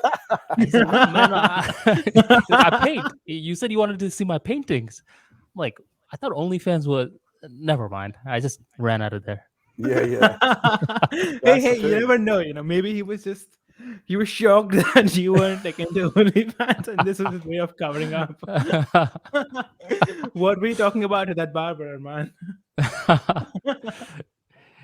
No, and Hey, that's what happened. I mean, imagine one day, Harsh, that Gumroad is overtaken by just strippers and Yeah. adult content. I'm a hire a stripper and then like make her do Gumroad content, then like be the Gumroad king. Like new stripper every week on my Gumroad course. Matt, Brilliant give us a idea. double bicep pose. There you go. Big, I like it. He's so jacked. I know what I'm doing for the That's rest of the year. amazing. That's About to get on my bulk grind. Awesome episode, Do it. Matt. I appreciate you for joining. You dropped so much tips on sleeping, eating your vegetables, and easing out deadlifts in the near future. Um, and thank you. We definitely love to have you back in the near future. Great episode. Awesome. yeah, No, guys, brother. Good thanks to so. talk to you. Yeah, no, absolutely. Finally, great to talk with you as well, Harsh. And it was good to talk with you again, Armani. I appreciate y'all having me on here, and I think it's a great thing of what y'all got going on. So definitely keep it up. And I'd love to come back. Appreciate it. Absolutely. All right, brother. Have a great day. Go ahead. You were saying something. No, I was going to say, I'll talk to y'all next time. Y'all have a good one. Bye bye. Bye Take bye. care. Man, that was a good guest. I liked having him on. Interesting guest, man. I mean, Matt and I, Harsh, we actually started talking after me and you got introduced. Um, Hmm. and from you know, when you click with someone where you guys speak the same language, what they're doing in their field, you're doing in their field, that's the kind of chemistry that we had. And it seemed as though that you two got along as well. He's a really cool guy. I love how jacked he is. That's crazy. Do you ever plan to take your bulking to that level, or do you have a certain cutoff point? Nah, man, I kind of screwed up my last bulk where I did so much of it that my body fat percentage was like through the roof. And now I'm just in the process of cutting, and you know how hard it can be to cut a lot of weight. So, How yeah, much are you at now? Out of I'm at curiosity. 90, 91. 91. It's a little conversion for 200 pounds. Yeah. Mm-hmm. So I'm probably right now at 20% or 19, Mm-hmm. but I gotta lose maybe 7, 8 more kg at least. Do you notice yourself having that ideal weight where people are just giving you a lot of compliments? The thing is that I don't look fat even right now. People give me compliments. It's just that when I take my shirt off, I can see the fat. Mm-hmm. And yeah, I would ideally like to have more muscles. So yeah, I kind of got compliments even when I was at 102, but those were mostly compliments from guys. You know what I mean? I know exactly what you mean. There was this one period, Harsh, where I was 215 and nonstop guys were just coming up to me. They were like, "Oh man, bro, what's good, man? How much you lift?" Uh, They're giving me all this props, and girls were looking at me like, "Ew." And there was a period where I would say 175 to 180, and guys were cracking on me. They were like, "Oh, look at you, man, you're so little," and girls were like, "Hi." So, I mean, it's confusing to when you're actually being in that point where harsh they're trying to give you advice and you don't know whose advice to take.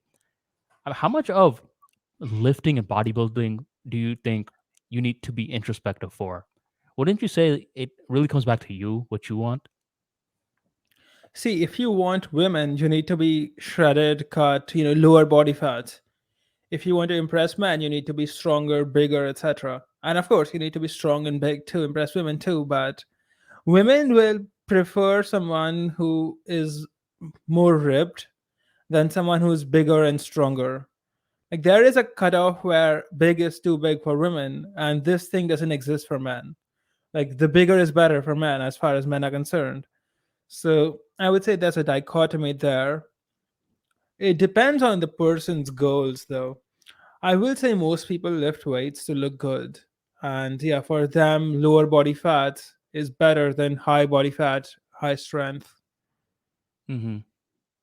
Like most guys do not want to look like a pehelwan. Like, do you know what that is? Mm-mm. Let me show you a picture. One sec. What you said was A pehelwan. hindi word? It's a Hindi word. Okay. It's like a big guy who's strong, but there is enough fat in them that they have very little definition. Do they have a So belly? yeah, they have a belly usually. At Mm. least the ones I've seen, they have a belly. Let me send you a picture of what I mean. Okay, one sec. Mm-mm. I'm googling it. You know what my ideal body type is? What is it? You probably never heard of him. Have you ever heard of Michael Phelps, the swimmer? Yeah, I'm aware of him. He wins a ton of medals. Yes. When I tell guys that, they'll be like, "Oh, he's too skinny. He's not big enough." But I like that frame because it's lanky. Okay, I got your picture. The guy's name is Gama Pehelwan. Okay, yeah. I mean, I could see why certain people would like this body, but that is not my goal at all. Yeah, women are not into this, but men love this shit. Like this is like big and strong. Hmm. But women are like too much fat and not cut enough. Like women would look at this guy and say, if he was wearing a shirt, that this guy's fat. Yeah, it's a lot like content, isn't it, Harsh? Where have you ever heard of this guy named Coach Corey Wayne? I have not. What's with so many people using the word coach now? So he was one of the first guys to do it, Harsh, because he started making YouTube videos when YouTube was just coming out, and his only strategy was to talk into a camera, and that's it. And since then, he has tons and tons of videos, and he makes. Uh, I read from an article he makes $250,000 in ad revenue from his Nice, backlog, right? nice. But here's the thing, like I'll sometimes, like let's say one of my friends is going through a breakup, I'll send his channel to them, and they'll be like, "Yeah, I liked his video and everything, man, but he there's no cutscenes or anything. It's just him talking to a camera." I'm like, that's what I like about it. Because let's say you're going through a breakup, let's say a divorce. He has a lot of content for that. I don't want to see this coach from multiple different angles, like one jump cutscene after next after next. But the younger generation prefers that. So it's like if you're a content creator and now you're in that pickle where you're like, okay, do I stick with the roots or do I try to bring in this new audience base and up my production costs some more?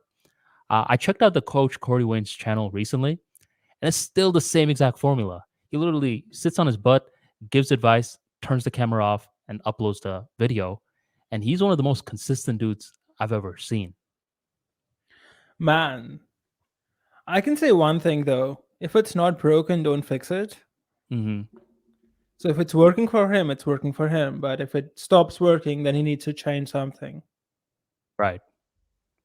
Yes, 3,264 videos now. So I'm sure How his many subscribers does he have? 476,000. Yeah, not bad. It's much easier to get subscribers on YouTube if you produce a lot of content than it is on any other platform. And YouTube, incidentally, also has the least, you could say, monetizable audience, you could say. Like, it's much better to have 100,000 followers on Twitter than to have a million YouTube subscribers, Hmm. because YouTubers are typically, a bunch of people who are just there to be entertained, and they will never purchase anything. It's very hard to make money from YouTube than it is to make money from Twitter or Instagram. At least this is what I've heard, and this has kind of been my experience as well. Unless, of course, your niche itself is about making money. In that case, you can make money from YouTube too. Hmm. Do you, Harsh, ever get any advice that from respectable sources that is polarizing for you? Because recently on Twitter, I saw you a quote retweet this guy who was asking if you're ever going to do a face reveal. I mean, that seems like a polarized advice or even a question because, I mean, right now you're doing good without showing your face. Like, why would you need to show your face? Have you ever thought about it? I mean, what See, happens in your mind? the difference between me and a lot of other influencers is that I'm not an influencer. I just like writing. I communicate when I have things to say. And this is not my source of income. I don't do LMM for a living. Like, if Hmm. LMM didn't exist, I'll be just fine. This is something I do for fun and to teach people, help people out. I am not someone who just, spends their entire day trying to figure out how to, like, produce more content, dance on Instagram, etc.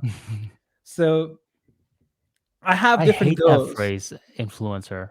Don't you? Yeah, I don't like it either. Like, I'm an artist, I'm not an influencer. I love that phrase, artist or engineer, where I went to this networking event 3 months ago and we all had to put our titles on our chest. So I was trying to explain what I did and they were just like, influencer. I was like, so I was just like, no, put coach or something like that. Just because most of the people here in this meeting was 50 years old. So you can't go too niche into what you do. So they're like influencer, right? Influencer. I'm like, man, I hate that phrase. I hate the word blogger too, It Blogger, I just don't like, mind. see, blogger takes away, the, what do you call it? The prestige of writing, where you sound like a generic guy who's just like producing content like a mill Hmm. instead of actually communicating something of value. Like, it takes that away from me. I just like the term artist or writer or something like that way more than blogger, influencer. Especially when you get called an influencer, you are essentially lumped into the same category as people who are dancing on TikTok. Like, Mm, that's not what I'm doing.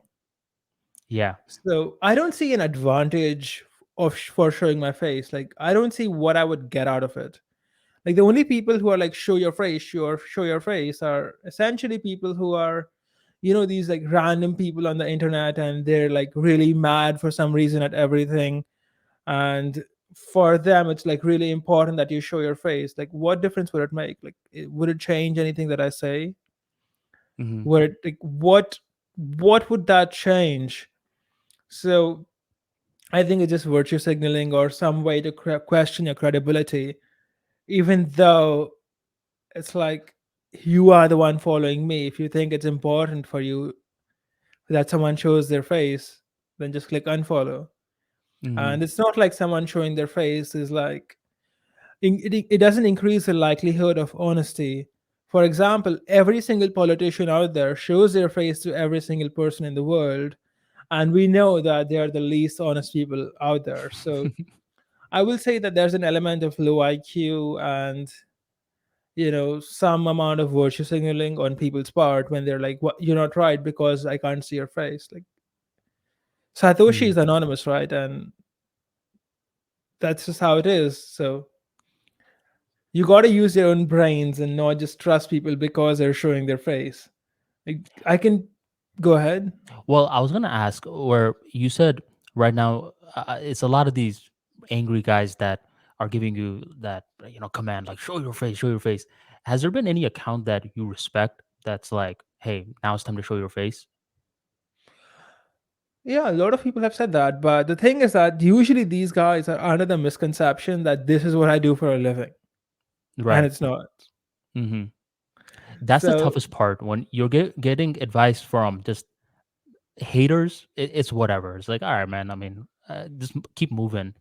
The difficulty arises when it's someone that you respect and they're giving you certain advice and you agree with them on so many other parts of life. And now you're second guessing yourself. see, I Have, don't think that that's a bad thing in the sense that you will never see eye to eye with everyone, and yeah, you have different life experiences, different ways of thinking, and you will never agree with anyone 100%. So that's to be expected. I will say that I haven't heard a logical reason outside of increasing trust for showing your face on the internet. Like, it just doesn't feel worth it to me at this moment. Like, it's just mm, inviting a lot of negative attention into your actual life, and it takes away the freedom of, doing what you want without being observed.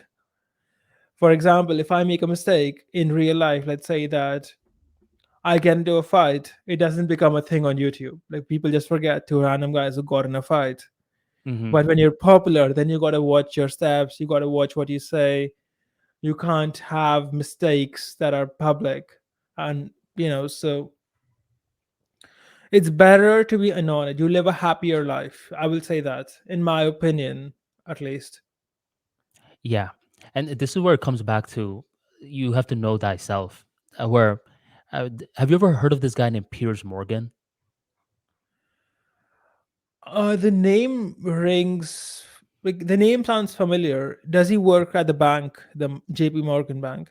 Nah.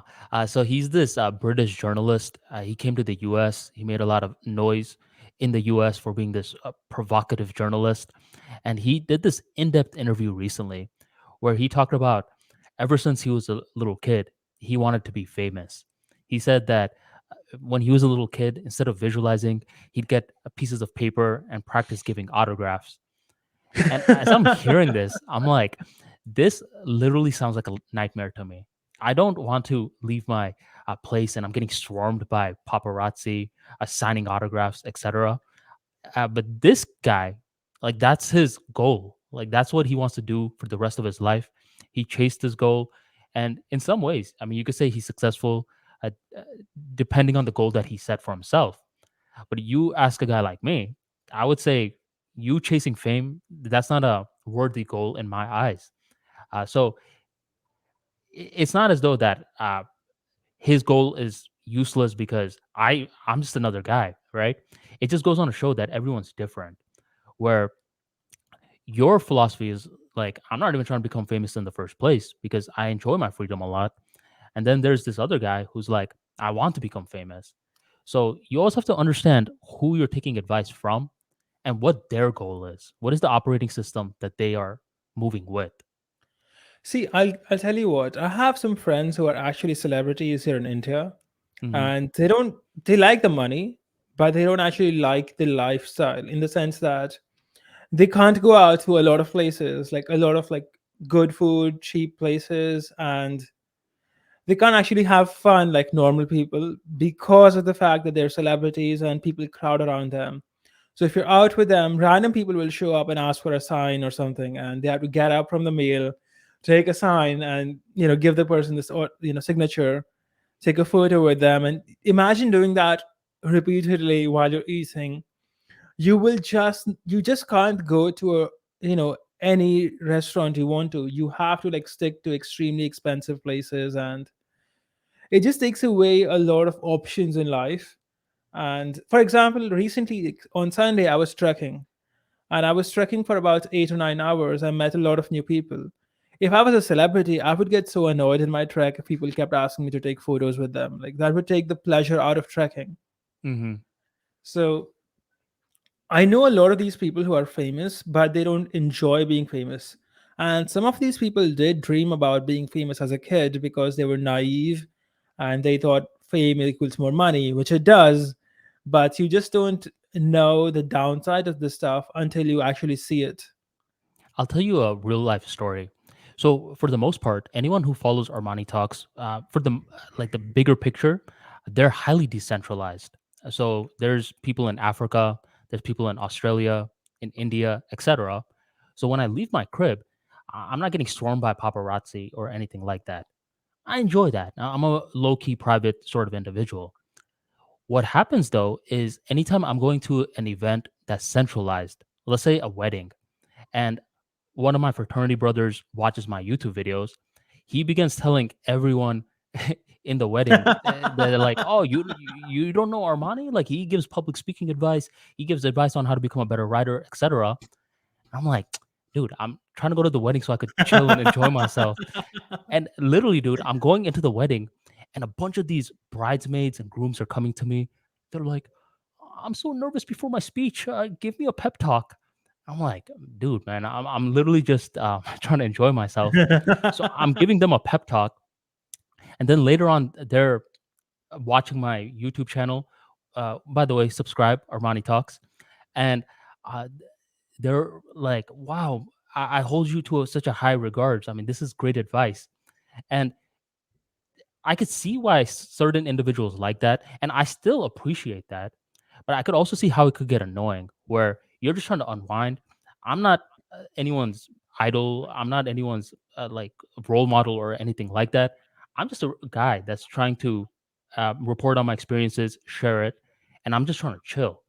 Where when you're too famous, others are viewing you in that high regard where If you trip, they'll be like, oh, "You never tripped in the movies."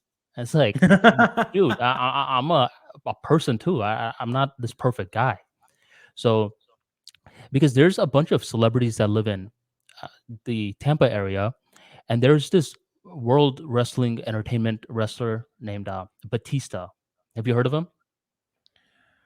I've heard of a gaming company by the same name. So Batista was big. I mean, right after the Rock Lift and John Cena and Batista were big. One day, I'm about to get a haircut, and I see this big guy getting a haircut, and I go to the barber, and I'm like, "Yo, is that Batista?" He's like, "Yeah, that's Batista." So, like an idiot, I'm about to walk up to Batista and ask him for a picture, and the barber pulls me to the side, and he's like, "Listen, this guy is always getting swarmed with paparazzi and stuff. His haircut is his personal time. If you want to get the picture, I guarantee you your likelihood would increase if you just wait until his haircut is done." He gave me such common sense advice, and I'm like, well, duh, that's exactly what I'll do. So once he was done with the haircut, I asked him for a photo. He gave me a photo, which is on my Instagram at ArmaniTalks underscore. And I posted it. And that's when I get a DM from one of my friends who's like, Batista gave you a photo? I was like, yeah. He's like, oh, he wouldn't give me a photo. And I asked him, why not? And he starts telling me a story on why Batista didn't give him the photo. He's like, dude, man, I was at graduation. He was at graduation for his niece. He was holding a baby. I asked him if he could take a photo with me, and he angrily said no. I'm like, well, bro, your context is way different. He's holding a baby. I mean, uh, and this guy's perception of Batista was that he's just a bad guy, where he's a human. He's a celebrity, but uh, the context is different. I've never understood why someone would go out of their way to get a photograph with someone. I just don't get it. Like this is an actor or some entertainer. Like why do people want photos with them? This is something which is like a problem I haven't figured out. Hmm. Like this isn't someone you're not taking a picture with, say, some politician, and you can use it as a way to show people that politicians. This is Hmm. just some guy who's like into acting. I don't get it, but okay, fair enough. If people want it, they want it. Yeah, yeah. I actually do understand your perspective, where that's not a rational thing of me or this guy to ask for a photo. The, the reason for me is I've just been a big wrestling fan growing up. I don't watch it nowadays, but the era that I stopped watching it was around the Batista era. And also, he had one of the movies that I enjoyed a lot for that year. So I just thought it would be cool. Um, that was about it. I, yeah. I think there would be a market for a service which is like get a picture taken with a celebrity by paying a certain amount. So a popular celebrity could charge like $300 a picture, Hmm. and it could be like a service. I bet a lot of money could be made this way. Well, there is a service now, Harsh, where if it's your birthday, you could pay a celebrity to sing happy birthday to you or to someone that you know, and you could just give them a surprise birthday present. Hmm. I do Interesting. I do I wonder completely if you understand. could do that with AI. Go ahead. I do completely understand your perspective in regards to it, though, where I'm not one of these guys that's going to be screaming in a concert or anything like that. But if I see someone that I'm familiar with, I will ask him like, "Hey, can I take a quick picture?" Uh, Nowadays, I can completely see why it's annoying, especially after those wedding situations. Um, Anyways, this episode's been very fun, very insightful. It's great to have Matt on. I believe it's our wrapping up time. Yeah, this was a great conversation, and I think we should have Matt on again. He is super knowledgeable, and yeah, I would love to have him on again. What do you think? For sure. Let's do it. Sounds good. We'll get in touch with him, and have a great day, guys. Click the subscribe button. It really helps us out, and we want to help you out too. So hit the subscribe button, and you will be notified of future videos. Hey, wait, does the subscribe button does that, or does the subscribe button do that, or is it the notification bell? Hit subscribe, hit the bell notification, and you will stay updated. Yeah, and leave us a comment. Have a great day, and I will see you guys in 2 weeks. Take care. Take care.